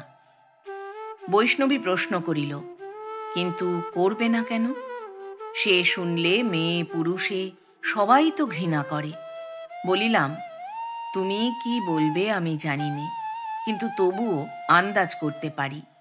সে শুনলে মেয়েরাই যে মেয়েদের সবচেয়ে বেশি ঘৃণা করে সে জানি, এবং তার কারণও জানি, কিন্তু তোমাকে বলতে আমি চাইনে। পুরুষেরাও করে, কিন্তু অনেক সময় সে ছলনা, অনেক সময় আত্মবঞ্চনা। তুমি যা বলবে তার চেয়েও অনেক কুশ্রী কথা তোমাদের নিজের মুখেও শুনেছি, চোখেও দেখেছি, কিন্তু তবুও ঘৃণা হয় না। সে বলিল, কেন হয় না? আমি বলিলাম, বোধহয় আমার স্বভাব। কিন্তু কালই তো বলেছি তোমাকে, তার দরকার নেই। শুনতে আমি একটুও উৎসুক নই। তাছাড়া কোথাকার কে, সেসব কাহিনী নাই বা আমাকে বললে? বৈষ্ণবী অনেকক্ষণ চুপ করিয়া কি ভাবিল, তারপর হঠাৎ জিজ্ঞাসা করিয়া বসিল, আচ্ছা গোসাই, তুমি পূর্বজন্ম, পরজন্ম এসব বিশ্বাস করো? আমি বলিলাম, না। না কেন? এ কি সত্যি নেই? তুমি ভাবো? কমললতা কহিল, আমি বলিলাম, আমার ভাবনার অন্য জিনিস আছে, এসব ভাববার বোধহয় সময় পেয়ে উঠিনে। বৈষ্ণবী আবার ক্ষণকাল মৌন থাকিয়া বলিল, একটা ঘটনা তোমাকে বলবো, বিশ্বাস করবে? ঠাকুরের দিকে মুখ করে বলছি, তোমাকে মিথ্যে বলবো না। হাসিয়া কহিলাম, করব গো কমললতা, করব। ঠাকুরের দিব্যি না করে বললেও তোমাকে বিশ্বাস করব। বৈষ্ণবী কহিল, তবে বলি। একদিন গহর গোসাইয়ের মুখে শুনলাম, হঠাৎ তার পাঠশালার বন্ধু এসেছিলেন বাড়িতে। ভাবলুম, যে লোক একটা দিন আমাদের এখানে না এসে পারে না, সে রইল কোন ছেলেবেলার বন্ধুকে নিয়ে মেতে ৬-৭ দিন। আবার ভাবলুম, এ কেমন ধারা বামুন বন্ধু যে অনায়াসে পড়ে রইল মুসলমানের ঘরে, কারও ভয় করলে না। তার কি কোথাও কেউ নেই নাকি? জিজ্ঞাসা করতে গহর গোসাইও ঠিক একই কথা বললে। বললে, সংসারে তার আপনার কেউ নেই বলে তার ভয়ও নেই, ভাবনাও নেই। মনে মনে বললুম, তাই হবে। জিজ্ঞাসা করলুম, তোমার বন্ধুর নাম কি গোসাই? নাম শুনে চমকে গেলুম। জানো তো গোসাই, ওই নামটা আমার করতে নেই। হাসিয়া বলিলাম, জানি, তোমার মুখেই শুনেছি। বৈষ্ণবী কহিল, জিজ্ঞেস করলুম, বন্ধু দেখতে কেমন, বয়স কত? গোসাই কত কি যে বলে গেল, তার কতক বা আমার কানে গেল, কতক বা গেল না, কিন্তু বুকের ভেতরটায় ঢিপ ঢিপ করতে লাগলো। তুমি ভাববে, এমন মানুষ তো দেখিনি, এরা নাম শুনেই যে পাগল হয়। কিন্তু শুধু নাম শুনেই মেয়ে মানুষ পাগল হয় গোসাই, এ সত্যি। বলিলাম, তারপর? বৈষ্ণবী বলিল, তারপরে নিজেও হাসতে লাগলুম, কিন্তু ভুলতে পারলুম না। সব কাজকর্মেই কেবল একটা কথা মনে হয়, তুমি আবার কবে আসবে, তোমাকে নিজের চোখে দেখতে পাবো কবে। শুনিয়া চুপ করিয়া রহিলাম, কিন্তু তাহার মুখের পানে চাহিয়া আর হাসিতে পারিলাম না। বৈষ্ণবী বলিল, সবে কাল সন্ধ্যায় তো তুমি এসেছ, কিন্তু আজ আমার চেয়ে বেশি এই সংসারে তোমাকে কেউ ভালোবাসে না। পূর্বজন্ম সত্যি না হলে এমন অসম্ভব কাণ্ড কি কখনো একটা দিনের মধ্যে ঘটতে পারে? একটু থামিয়া আবার সে বলিল, আমি জানি, তুমি থাকতেও আসনি, থাকবেও না, যত প্রার্থনাই জানাই নে কেন। ২-১ দিন পরেই চলে যাবে, কিন্তু আমি যে কত দিনে এই ব্যথা সামলাবো তাই কেবল ভাবি। এই বলিয়া সে সহসা অঞ্চলে চোখ মুছিয়া ফেলিল। চুপ করিয়া রহিলাম। এত অল্পকালে এমন স্পষ্ট ও প্রাঞ্জল ভাষায় রমণীর প্রণয় নিবেদনের কাহিনী ইহার পূর্বে কখনো পুস্তকেও পড়ি নাই, লোকের মুখেও শুনি নাই, এবং ইহা অভিনয় যে নয় তাহা নিজের চোখেই দেখিতেছি। কমললতা দেখিতে ভালো, অক্ষর পরিচয়হীন মূর্খও নয়। তাহার কথায় বার্তায়, তাহার গানে, তাহার যত্ন ও অতিথি সেবার আন্তরিকতায় তাহাকে আমার ভালো লাগিয়াছে, এবং সেই ভালো লাগাটা প্রশস্তি ও রসিকতার অত্যুক্তিতে ফলাও করিয়া তুলিতে নিজেও কৃপণতা করি নাই। কিন্তু দেখিতে দেখিতে পরিণতি যে এমন ঘোরালো হইয়া উঠিবে, বৈষ্ণবীর আবেদনে, অশ্রুমোচনে ও মাধুর্যের অকুণ্ঠিত আত্মপ্রকাশে সমস্ত মন যে এমন তিক্ততায় পরিপূর্ণ হইয়া যাইবে, ক্ষণকাল পূর্বেও তাহা কি জানিতাম? যেন হতবুদ্ধি হইয়া গেলাম।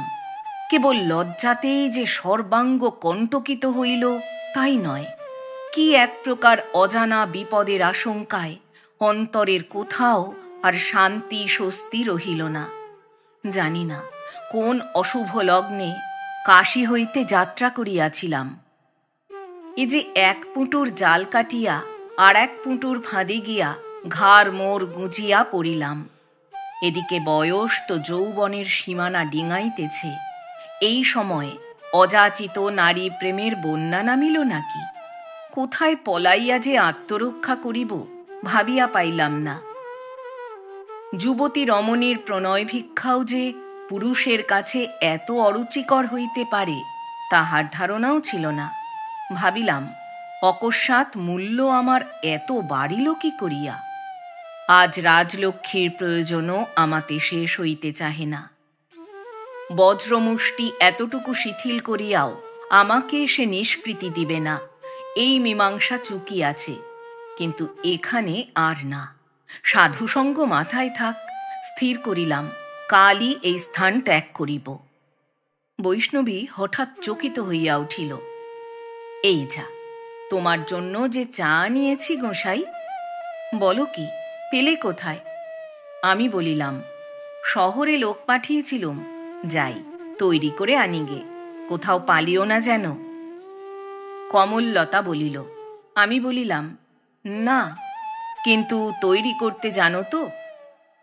বৈষ্ণবী জবাব দিল না, শুধু মাথা নাড়িয়া হাসি মুখে চলিয়া গেল। সে চলিয়া গেলে সেই দিকে চাহিয়া মনের মধ্যে কেমন একটা ব্যথা বাজিল। চা পান আশ্রমের ব্যবস্থা নয়, হয়তো নিষেধই আছে, তবু ওই জিনিসটা যে আমি ভালোবাসি এই খবর সে জানিয়াছে এবং শহরে লোক পাঠাইয়া সংগ্রহ করিয়াছে। তাহার বিগত জীবনের ইতিহাস জানি না, বর্তমানেরও না। কেবল আভাসে এইটুকু শুনিয়াছি যে তাহা ভালো নয়, তাহা নিন্দার্হ, শুনিলে লোকের ঘৃণা জন্মে। তথাপি আমার কাছে সে কাহিনী সে লুকাইতে চাহে নাই, বলিবার জন্যই বার বার পীড়াপিড়ি করিয়াছে। তবু আমি শুনিতে রাজি হই নাই। আমার কৌতূহল নাই, কারণ প্রয়োজন নাই, প্রয়োজন তাহার। একলা বসিয়া সেই প্রয়োজনের কথাটা ভাবিতে গিয়া স্পষ্ট দেখিতে পাইলাম, আমাকে না বলিয়া তাহার অন্তরের গ্লানি ঘুচিতেছে না, মনের মধ্যে সে কিছুতেই জোর পাইতেছে না। শুনিয়াছি আমার শ্রীকান্ত নামটা কমললতার উচ্চারণ করিতে নাই। জানি না কে তাহার এই পরম পূজ্য গুরুজন এবং কবে সে ইহলোক হইতে বিদায় হইয়াছে।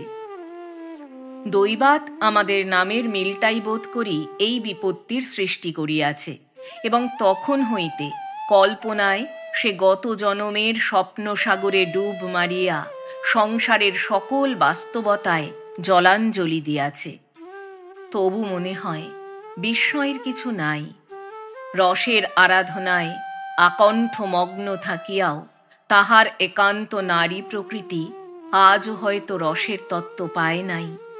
সেই অসহায় অপরিতৃপ্ত প্রবৃত্তি এই নিরবচ্ছিন্ন ভাববিলাসের উপকরণ সংগ্রহে হয়তো আজ ক্লান্ত, দ্বিধায় পীড়িত। সেই তার পথভ্রষ্ট বিভ্রান্ত মন আপন অজ্ঞাতসারে কোথায় যে অবলম্বন খুঁজিয়া মরিতেছে, বৈষ্ণবী তাহার ঠিকানা জানে না। আজ তাই সে চমকিয়া বারে বারে তাহার বিগত জনমের রুদ্ধ দ্বারে হাত পাতিয়া অপরাধের সান্ত্বনা মাগিতেছে। তাহার কথা শুনিয়া বুঝিতে পারি আমার শ্রীকান্ত নামটাকেই পাথেয় করিয়া আজ সে খেয়া ভাসাইতে চায়। বৈষ্ণবী চা আনিয়া দিল। সবই নূতন ব্যবস্থা। পান করিয়া গভীর আনন্দ লাভ করিলাম। মানুষের মন কত সহজেই না পরিবর্তিত হয়, আর যেন তাহার বিরুদ্ধে কোনো নালিশ নাই। জিজ্ঞাসা করিলাম, কমললতা, তোমরা কি শুঁড়ি? কমললতা হাসিয়া বলিল, না, সোনার বেনে, কিন্তু তোমাদের কাছে তো প্রভেদ নেই, ও দুই এক। কহিলাম, অন্তত আমার কাছে তাই বটে। দুই এক কেন, সবাই এক হলেও ক্ষতি ছিল না। বৈষ্ণবী বলিল, তাই তো মনে হয়। তুমি গহরের মায়ের হাতেও খেয়েছ? বলিলাম, তাকে তুমি জানো না। গহর বাপের মতো হয়নি, তার মায়ের স্বভাব পেয়েছে। এমন শান্ত, আত্মভোলা, মিষ্টি মানুষ আর কখনো দেখেছ? ওর মা ছিলেন তেমনি। একবার ছেলেবেলায় গহরের বাপের সঙ্গে তার ঝগড়ার কথা আমার মনে আছে।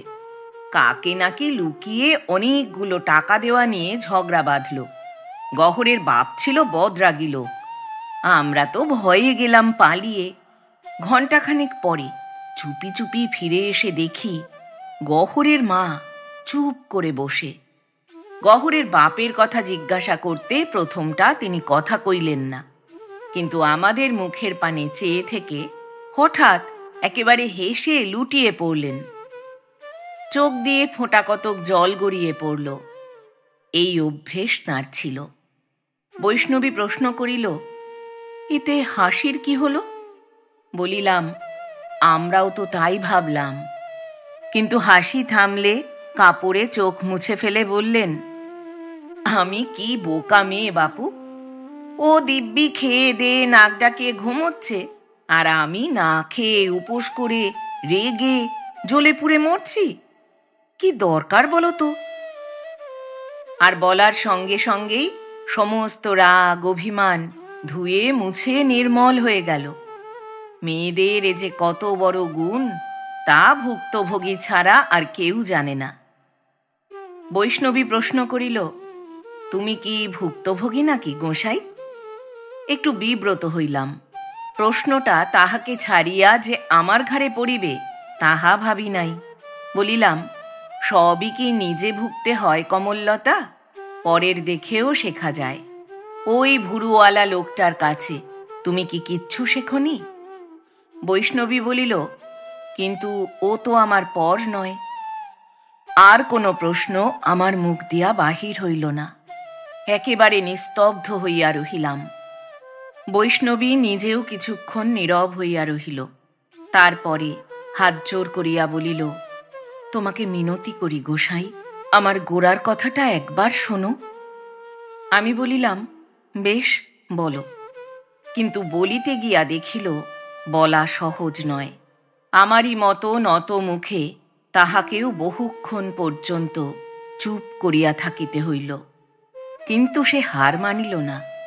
অন্তর্বিদ্রোহে জয়ী হইয়া একসময় যখন মুখ তুলিয়া চাহিল, তখন আমারও মনে হইল তাহার স্বভাবত সুশ্রী মুখের পরে যেন একটা বিশেষ দীপ্তি পড়িয়াছে। বলিল, অহংকার যে মরেও মরে না গোসাই। আমাদের বড় গোসাই বলেন, ও যেন তুষের আগুন, নিবেও নেবে না। ছাই সরালেই চোখে পড়ে ধিকি ধিকি জ্বলছে। কিন্তু তাই বলে ফুঁ দিয়ে তো বাড়াতে পারবো না। আমার এ পথে আসাই যে তাহলে মিথ্যে হয়ে যাবে।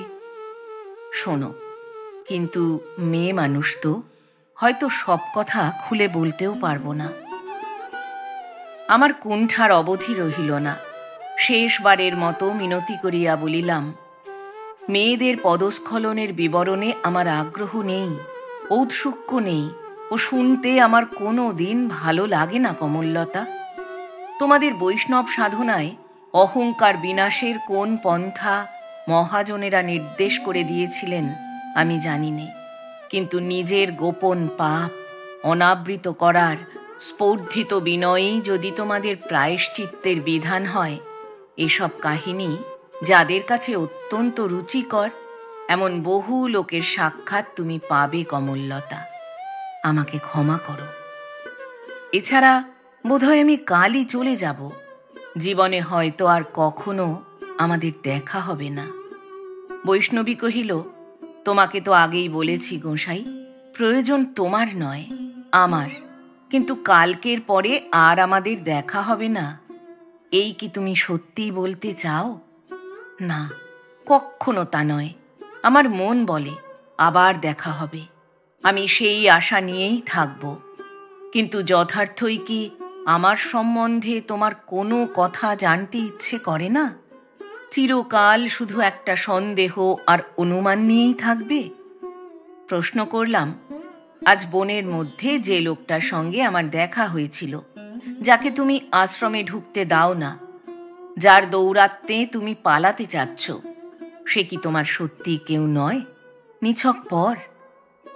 কিসের ভয়ে পালাচ্ছি তুমি বুঝেছ গোসাই? কমললতা বলিল। আমি বলিলাম, হ্যাঁ, এই তো মনে হয়, কিন্তু কেও? কমললতা বলিল, কেও? ও আমার ইহকাল পরকালের নরক যন্ত্রণা। তাই তো অহরহ ঠাকুরকে কেঁদে বলি, প্রভু, আমি তোমার দাসী, মানুষের ওপর থেকে এত বড় ঘৃণা আমার মন থেকে তুমি মুছে দাও, আমি আবার সহজ নিঃশ্বাস ফেলে বাঁচি। তাহার চোখের দৃষ্টিতে যেন আত্মগ্লানি ফুটিয়া উঠিল। আমি চুপ করিয়া রহিলাম। বৈষ্ণবী কহিল, অথচ ওর চেয়ে আপন একদিন আমার কেউ ছিল না। জগতে অত ভালো বোধ করি কেউ কাউকে বাসেনি। তাহার কথা শুনিয়া বিস্ময়ের সীমা রহিল না, এবং এই সুরূপা রমণীর তুলনায় সেই ভালোবাসার পাত্রটির কুৎসিত কদাকার মূর্তি স্মরণ করিয়া মনও ভারী ছোট হইয়া গেল। বুদ্ধিমতী বৈষ্ণবী আমার মুখের প্রতি চাহিয়া তাহা বুঝিল। কহিল, গোসাই, এ তো শুধু ওর বাইরেরটা, ওর ভেতরের পরিচয়টা শোনো। আমি বলিলাম, বলো। বৈষ্ণবী বলিতে লাগিল, আমার আরও 2টি ছোট ভাই আছে, কিন্তু বাপ মায়ের আমি একমাত্র মেয়ে। বাড়ি আমাদের শ্রীহট্টে, কিন্তু বাবা কারবারি লোক, তার ব্যবসা কলকাতায় বলে ছেলেবেলা থেকে আমি কলকাতায় মানুষ। মা সংসার নিয়ে দেশের বাড়িতেই থাকেন। আমি পুজোর সময় যদি কখনো দেশে যেতুম, মাসখানেকের বেশি থাকতে পারতুম না, আমার ভালোও লাগতো না। কলকাতাতেই আমার বিয়ে হয়। 17 বছর বয়সে কলকাতাতেই আমি তাকে হারাই। তার নামের জন্যেই গোসাই, তোমার নামটা গহর গোসাইয়ের মুখে শুনে আমি চমকে উঠি। এই জন্যই নতুন গোসাই বলে ডাকি। নামটা তোমার মুখে আনতে পারিনে। বলিলাম, সে আমি বুঝেছি। তারপর? বৈষ্ণবী কহিল, যার সঙ্গে তোমার আজ দেখা তার নাম মন্মথ, ও ছিল আমাদের সরকার। এই বলিয়া সে এক মুহূর্ত মৌন থাকিয়া কহিল, আমার বয়স যখন 21 বছর, তখন আমার সন্তান সম্ভাবনা হল। বৈষ্ণবী বলিতে লাগিল, মন্মথর একটি পিতৃহীন ভাইপো আমাদের বাসায় থাকত। বাবা তাকে কলেজে পড়াতেন। বয়সেই আমার চেয়ে সামান্য ছোট ছিল। আমাকে সে যে কত ভালোবাসত তার সীমা ছিল না। তাকে ডেকে বললুম, যতীন, কখনো তোমার কাছে কিছু চাইনি ভাই, আমার এই বিপদে শেষবারের মতো আমাকে একটু সাহায্য করো, আমাকে 1 টাকার বিষ কিনে এনে দাও।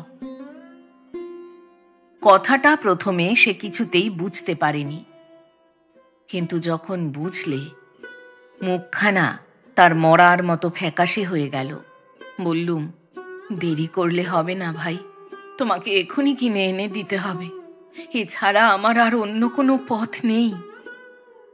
শুনে যতীনের সে কি কান্না! সে ভাবতো আমাকে দেবতা, ডাকতো আমাকে দিদি বলে। কি আঘাত, কি ব্যথাই সে যে পেলে! তার চোখের জল আর শেষ হতেই চায় না। বললে, উষা দিদি, আত্মহত্যার মতো মহা পাপ আর নেই। একটা অন্যায়ের কাঁধে আর একটা তার থেকে বড় অন্যায় চাপিয়ে দিয়ে তুমি পথ খুঁজে পেতে চাও।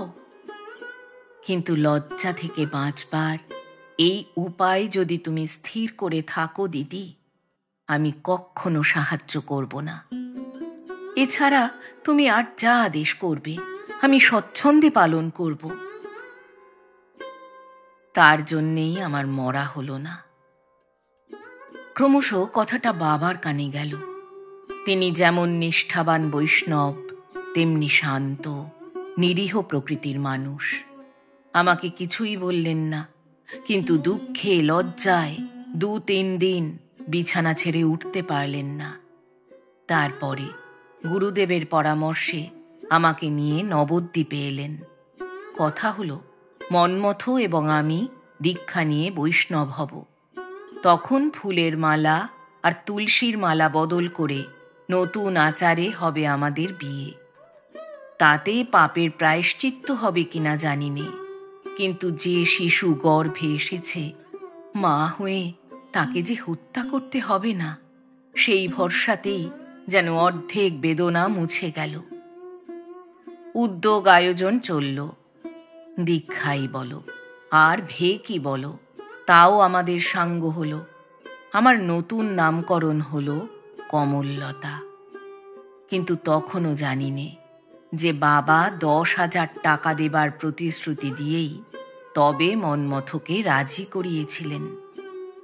কিন্তু হঠাৎ কি কারণে জানি নে বিয়ের দিনটা দিন কয়েক পিছিয়ে গেল। বোধহয় সপ্তাহখানেক হবে। মন্মথকে বড় একটা দেখিনি। নবদ্বীপের বাসায় আমি একলাই থাকি। এমনই কদিন যায়। তারপরে শুভ দিন আবার এসে উপস্থিত হলো। স্নান করে শুচি হয়ে শান্ত মনে ঠাকুরের প্রসাদী মালা হাতে প্রতীক্ষা করে রইলুম। বাবা বিষণ্ণ মুখে একবার ঘুরে গেলেন, কিন্তু নবীন বৈষ্ণবের বেশে মন্মথর যখন দেখা মিলল, হঠাৎ সমস্ত মনের ভিতরটায় যেন বিদ্যুৎ চমকে গেল। সে আনন্দের কি ব্যথার ঠিক জানি নে। হয়তো দুইই ছিল, কিন্তু ইচ্ছে হলো উঠে গিয়ে তার পায়ের ধুলো মাথায় নিয়ে আসি। কিন্তু লজ্জায় সে আর হয়ে উঠল না। আমাদের কলকাতার পুরানো দাসী কি সব জিনিসপত্র নিয়ে এলো। সে আমাকে মানুষ করেছিল। তার কাছেই দিন পিছোবার কারণ শুনতে পেলুম। কত কালের কথা, তবু গলা ভারী হইয়া তাহার চোখে জল আসিয়া পড়িল। বৈষ্ণবী মুখ ফিরাইয়া অশ্রু মুছিতে লাগিল।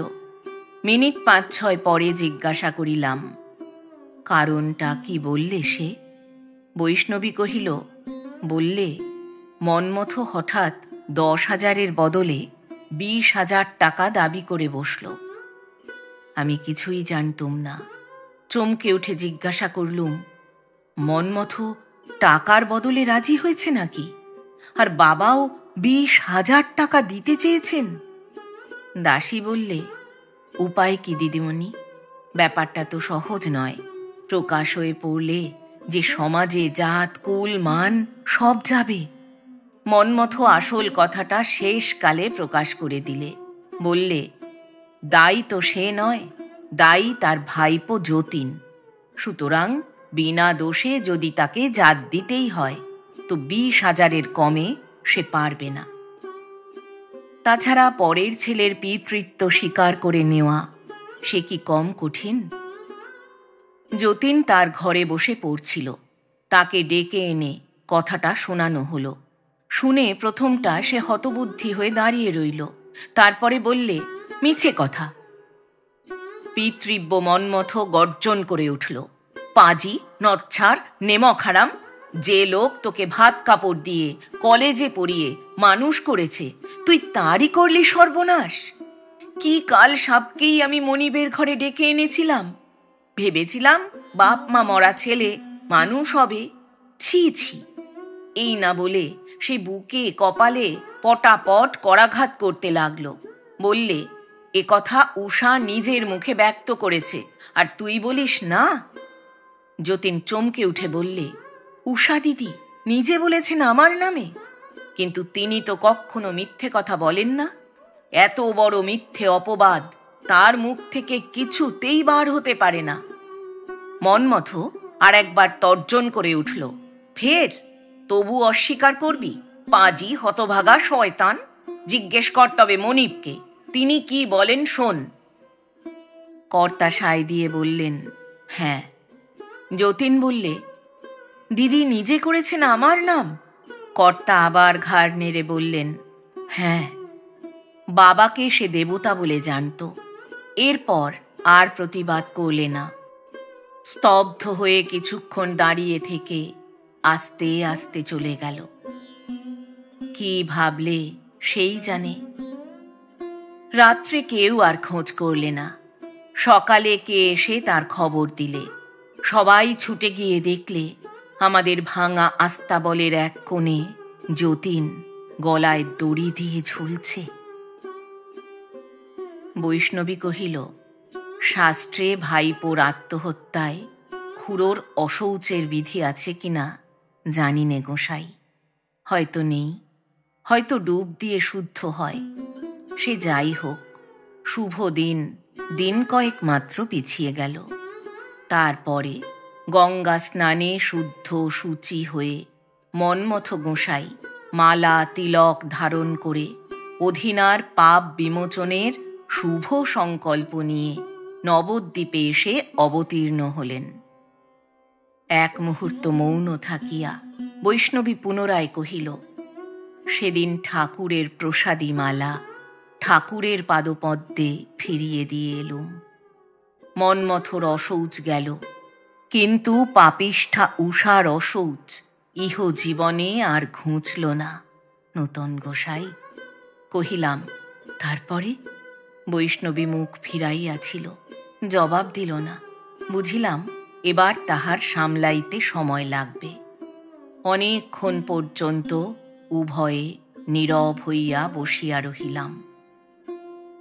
ইহার শেষ অংশটুকু শুনিবার আগ্রহ প্রবল হইয়া উঠিল, কিন্তু প্রশ্ন করা উচিত কি না ভাবিতেছিলাম। বৈষ্ণবী আর্দ্র ও মৃদু কণ্ঠে নিজেই বলিল, দেখো গোসাই, পাপ জিনিসটা সংসারে এমন ভয়ঙ্কর কেন জানো? বলিলাম, নিজের বিশ্বাস মতো জানি একরকম, কিন্তু তোমার ধারণার সঙ্গে সে হয়তো নাও মিলতে পারে। সে প্রত্যুত্তরে কহিল, জানি নে তোমার বিশ্বাস কি, কিন্তু সেদিন থেকে আমি একে আমার মতো করে বুঝে রেখেছি গোসাই। স্পর্ধা ভরে তুমি লোককে বলতে শুনবে, কিছুই হয় না। তারা কত লোকের নজির দিয়ে তাদের কথা প্রমাণ করতে চাইবে, কিন্তু তার তো কোনো দরকার নেই। তার প্রমাণ মন্মথ, প্রমাণ আমি নিজে। আজও কিছু আমাদের হয়নি। হলে একে এত ভয়ঙ্কর আমি বলতুম না, কিন্তু তা তো নয়। এর দণ্ড ভোগ করে নিরাপরাধ নির্দোষী লোকেরা। যতীনের বড় ভয় ছিল আত্মহত্যায়, কিন্তু সে তাই দিয়ে তার দিদির অপরাধের প্রায়শ্চিত্ত করে গেল। বলতো গোসাই, এর চেয়ে ভয়ঙ্কর নিষ্ঠুর সংসারে আর কি আছে? কিন্তু এমনই হয়। এমনি করেই ঠাকুর বোধহয় তাঁর সৃষ্টি রক্ষে করেন। এই নিয়ে তর্ক করিয়া লাভ নাই। তাহার যুক্তি এবং ভাষা কোনোটাই প্রাঞ্জল নয়। তথাপি ইহাই মনে করিলাম, তাহার দুষ্কৃতির শোকাচ্ছন্ন স্মৃতি হয়তো এই পথেই আপন পাপ পুণ্যের উপলব্ধি অর্জন করিয়া সান্ত্বনা লাভ করিয়াছে। জিজ্ঞাসা করিলাম, কমললতা, এর পরে কি হল? শুনিয়া সহসা সে ব্যাকুল হইয়া বলিয়া উঠিল, সত্যি বলো তো গোসাই, এর পরেও আমার কথা তোমার শুনতে ইচ্ছে করে?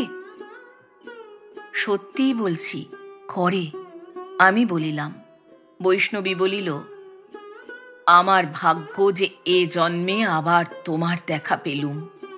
এই বলিয়া সে কিছুক্ষণ চুপ করিয়া আমার প্রতি চাহিয়া থাকিয়া কহিল, দিন চারেক পরে একটা মরা ছেলে ভূমিষ্ঠ হল।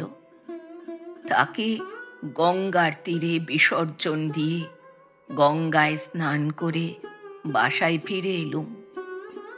বাবা কেঁদে বললেন, আমি তো আর থাকতে পারি নে মা। বললুম, না বাবা, তুমি আর থেকো না, তুমি বাড়ি যাও। অনেক দুঃখ দিলুম, আর তুমি আমার জন্যে ভেবো না। বাবা বললেন, মাঝে মাঝে খবর দিবি তো মা? বললুম, না বাবা, আমার খবর নেবার আর তুমি চেষ্টাও করো না। কিন্তু তোমার মা যে এখনো বেঁচে রয়েছে, উষা। বাবা বললেন।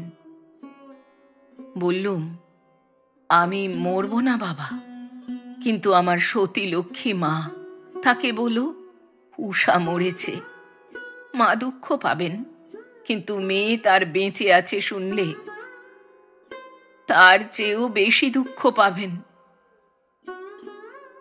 চোখের জল মুছে বাবা কলকাতায় চলে গেলেন। আমি চুপ করিয়া বসিয়া রহিলাম।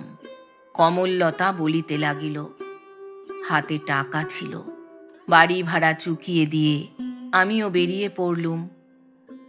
সঙ্গী জুটে গেল, তারা যাচ্ছিল শ্রীবৃন্দাবনে, আমিও সঙ্গ নিলুম। বৈষ্ণবী একটু থামিয়া বলিল, তারপরে কত তীর্থে, কত পথে, কত গাছতলায় কত দিন কেটে গেল। বলিলাম, তা জানি, কিন্তু কত শত বাবাজির, কত শত সহস্র চোখের দৃষ্টির বিবরণ তো তুমি বললে না কমললতা। বৈষ্ণবী হাসিয়া ফেলিল, কহিল, বাবাজিদের দৃষ্টি অতিশয় নির্মল, তাদের সম্বন্ধে অশ্রদ্ধার কথা বলতে নেই গোসাই। বলিলাম, না না, অশ্রদ্ধা নয়, অতিশয় শ্রদ্ধার সঙ্গেই তাঁদের কাহিনী শুনতে চাইছি কমললতা। এবার সে হাসিল না বটে, কিন্তু চাপা হাসি গোপন করিতেও পারিল না। কহিল, যে বাবাজি ভালোবাসে তাকে সব কথা খুলে বলতে নেই, আমাদের বৈষ্ণবের শাস্ত্রে নিষেধ আছে। বলিলাম, তবে থাক, সব কথায় কাজ নেই, কিন্তু একটা বলো, গোসাইজি দারিক দাসকে জোগাড় করলে কোথায়? কমললতা সংকোচে জিভ কাটিয়া কপালে হাত ঠেকাইল, বলিল, ঠাট্টা করতে নেই, উনি যে আমার গুরুদেব গোসাই। আমি বলিলাম, গুরুদেব? তুমি ওর কাছেই দীক্ষা নিয়েছ? কমললতা বলিল, না, দীক্ষা নিইনি বটে, কিন্তু উনি তার মতোই পূজনীয়। আমি বলিলাম, কিন্তু এই যে এতগুলো বৈষ্ণবী, সেবাদাসী না কি যেন বলে। কমললতা পুনশ্চ জিভ কাটিয়া বলিল, ওরা আমার মতোই ওর শিষ্যা, ওদেরও তিনি উদ্ধার করেছেন। কহিলাম, নিশ্চয়ই করেছেন, কিন্তু পরকীয়া সাধনা না কি এমন একটা সাধন পদ্ধতি তোমাদের আছে, তাতে তো দোষ নেই। বৈষ্ণবী আমাকে থামাইয়া দিয়া কহিল, তোমরা দূর থেকে আমাদের কেবল ঠাট্টা তামাশাই করলে, কাছে এসে কখনো তো কিছু দেখলে না, তাই সহজেই বিদ্রূপ করতে পারো। আমাদের বড় গোসাইজি সন্ন্যাসী, ওকে উপহাস করলে অপরাধ হয়। নতুন গোসাই, অমন কথা আর কখনো মুখে এনো না। তাহার কথা ও গাম্ভীর্যে একটু অপ্রতিভ হইলাম।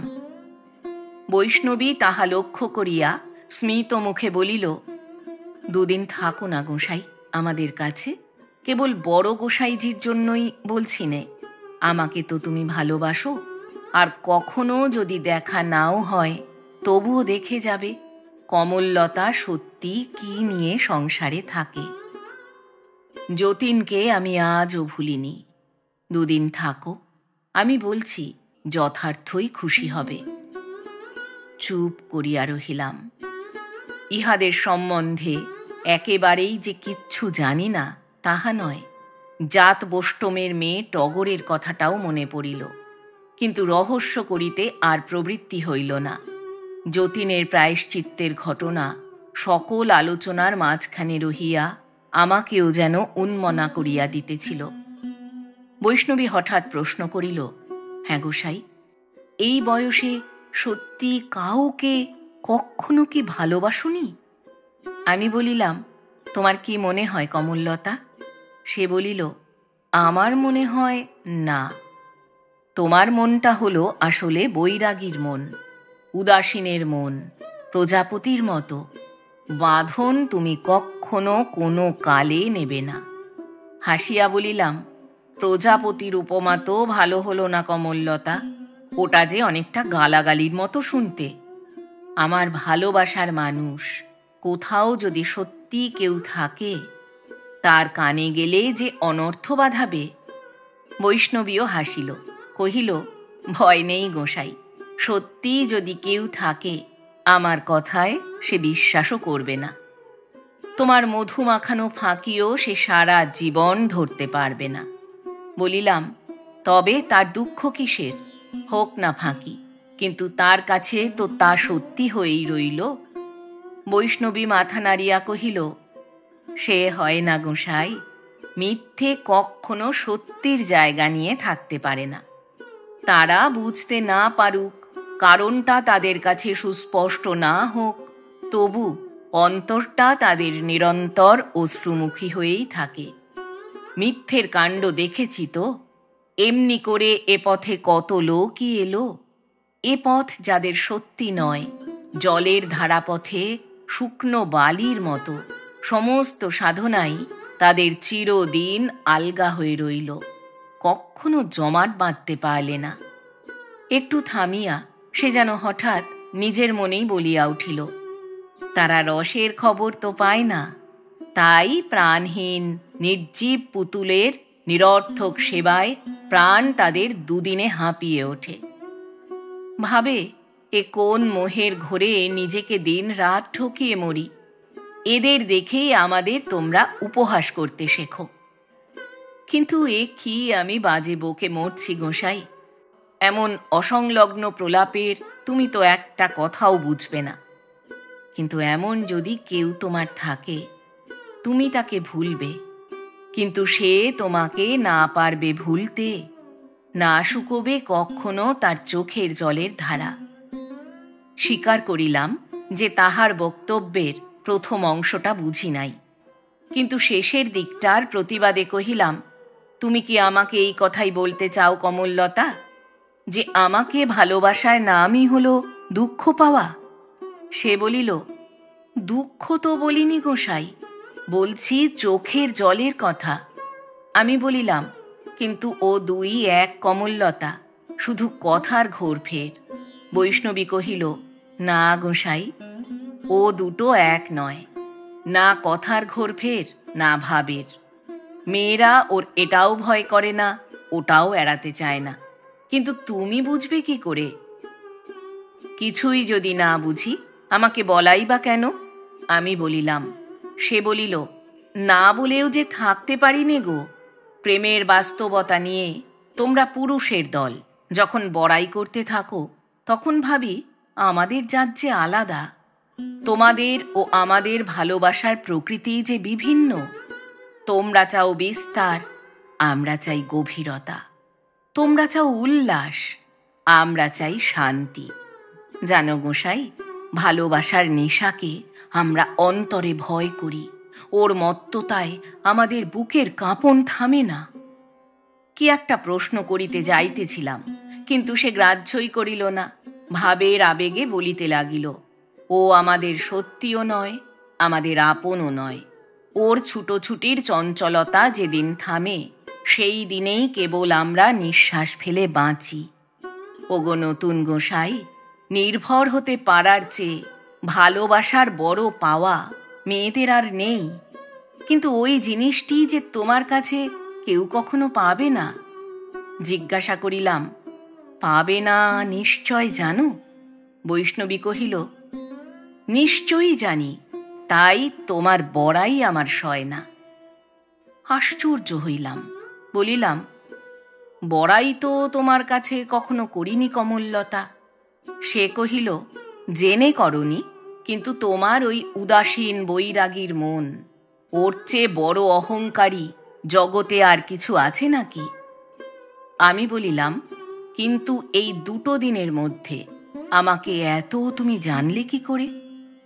সে বলিল, জানলুম তোমাকে ভালোবেসেছি বলে। শুনিয়া মনে মনে বলিলাম, তোমার দুঃখ আর চোখের জলের প্রভেদটা এতক্ষণে বুঝতে পেরেছি কমললতা। অবিশ্রাম ভাবের পুজো আর রসের আরাধনার বোধ করি এমনি পরিণামই ঘটে। প্রশ্ন করিলাম, ভালোবেসেছ? এ কি সত্যি কমললতা? সে বলিল, হ্যাঁ সত্যি। আমি বলিলাম, কিন্তু তোমার জপ তপ, তোমার কীর্তন, তোমার রাত্রিদিনের ঠাকুর সেবা, এসবের কি হবে বলো তো? বৈষ্ণবী কহিল, এরা আমার আরও সত্যি, আরও সার্থক হয়ে উঠবে। চলো না গোসাই, সব ফেলে দুজনে পথে পথে বেরিয়ে পড়ি। ঘাড় নাড়িয়া বলিলাম, সে হয় না কমললতা। কাল আমি চলে যাচ্ছি, কিন্তু যাবার আগে গহরের কথাটা একটু জেনে যেতে ইচ্ছে করে। বৈষ্ণবী নিঃশ্বাস ফেলিয়া শুধু বলিল, গহরের কথা? না, সে শুনে তোমার কাজ নেই। কিন্তু সত্যি কি কাল যাবে? আমি বলিলাম, হ্যাঁ সত্যি কাল যাব। বৈষ্ণবী মুহূর্তকাল স্তব্ধ থাকিয়া বলিল, কিন্তু এই আশ্রমে আবার যখন তুমি আসবে, তখন কিন্তু কমললতাকে আর খুঁজে পাবে না গোসাই। এখানে আর এক দণ্ড থাকা উচিত নয়, এই বিষয়ে সন্দেহ ছিল না। কিন্তু তখনই কে যেন আড়ালে দাঁড়াইয়া চোখ টিপিয়া ইশারায় নিষেধ করে, বলে, যাবে কেন? 6-7 দিন থাকবে বলেই তো এসেছিলে, থাকো না, কষ্ট তো কিছুই নেই। রাত্রে বিছানায় শুইয়া ভাবিতেছিলাম, কে ইহারা? একই দেহের মধ্যে বাস করিয়া একই সময়ে ঠিক উল্টা মতলব দেয়। কাহার কথা বেশি সত্য? কে বেশি আপনার? বিবেক, বুদ্ধি, মন, প্রবৃত্তি, এমন কত নাম, কত দার্শনিক ব্যাখ্যাই না ইহার আছে। কিন্তু নিঃসংশয় সত্যকে আজও কে প্রতিষ্ঠিত করিতে পারিল? যাহাকে ভালো বলিয়া মনে করি, ইচ্ছা আসিয়া সেখানে পা বাড়াইতে বাধা দেয় কেন? নিজের মধ্যে এই বিরোধ, এই দ্বন্দ্বের শেষ হয় না কেন? মন বলিতেছে, আমার চলিয়া যাওয়াই শ্রেয়, চলিয়া যাওয়াই কল্যাণের।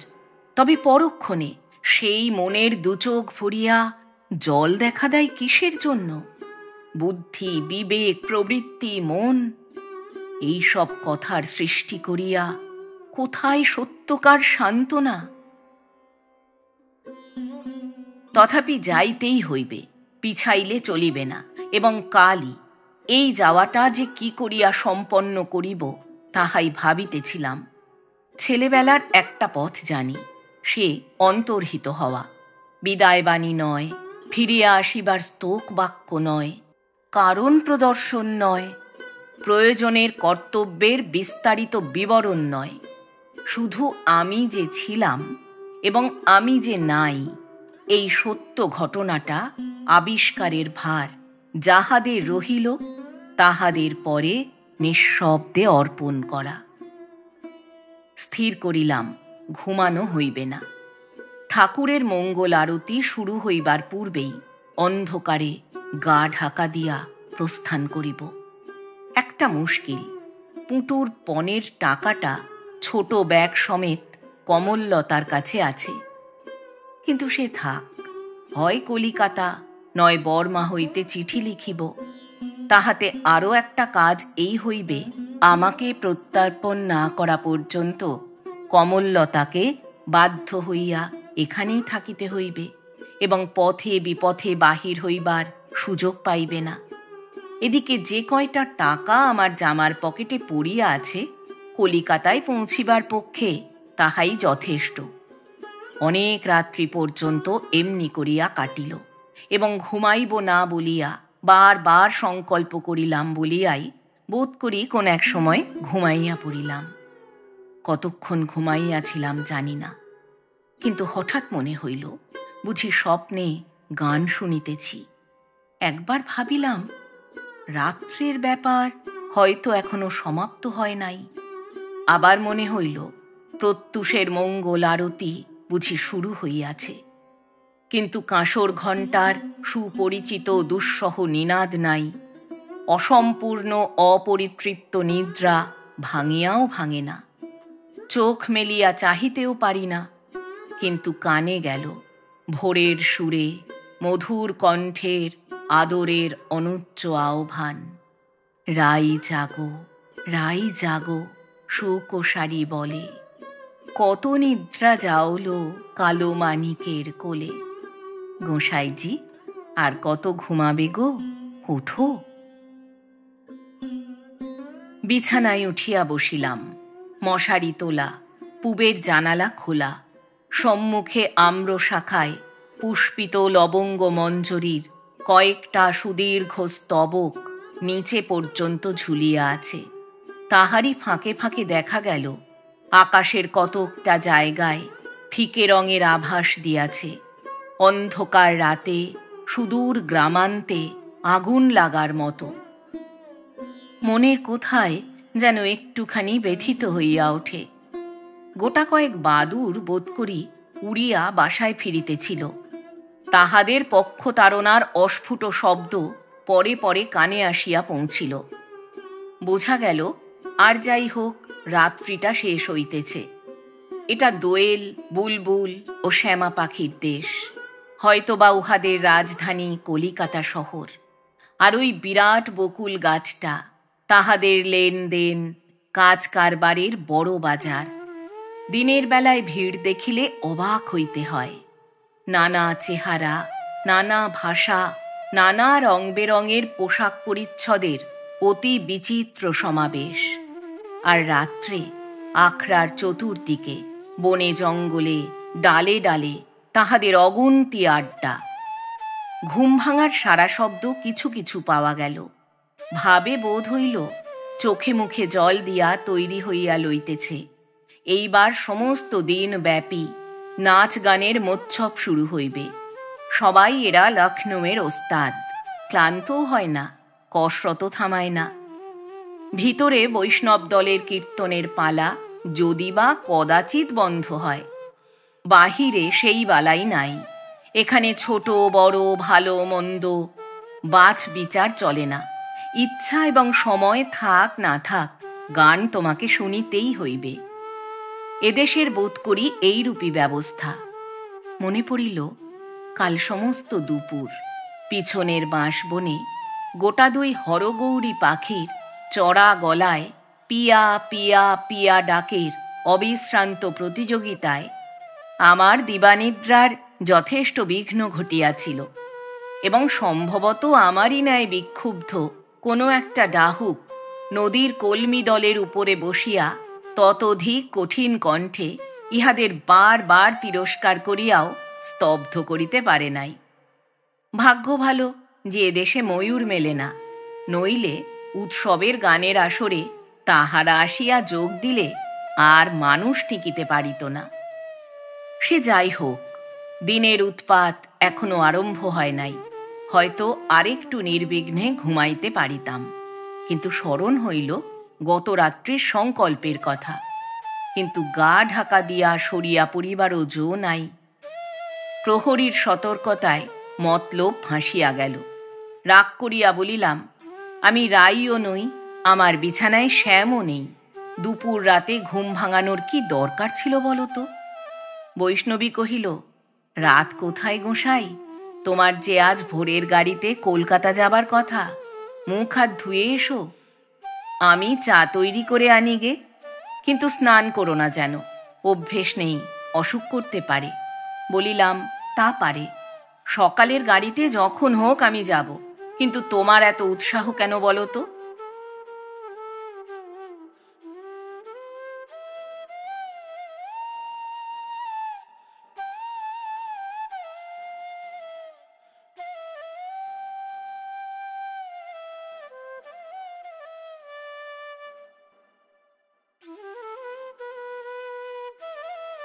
এতক্ষণ শুনলেন শ্রদ্ধেয় লেখক শরৎচন্দ্র চট্টোপাধ্যায় রচিত কমললতার প্রথম পর্ব। গল্প পাঠ করলাম আমি অর্পিতা। শব্দ নির্মাণ করেছেন সাহিত্য সমাহার চ্যানেলের আকাশ। প্রচ্ছদ এঁকেছেন মোনালিসা। বন্ধুরা, আবার আসবো দ্বিতীয় পর্ব নিয়ে যত দ্রুত সম্ভব। আজ তাহলে বিদায় নিচ্ছি। সবাই ভালো থাকবেন, সুস্থ থাকবেন।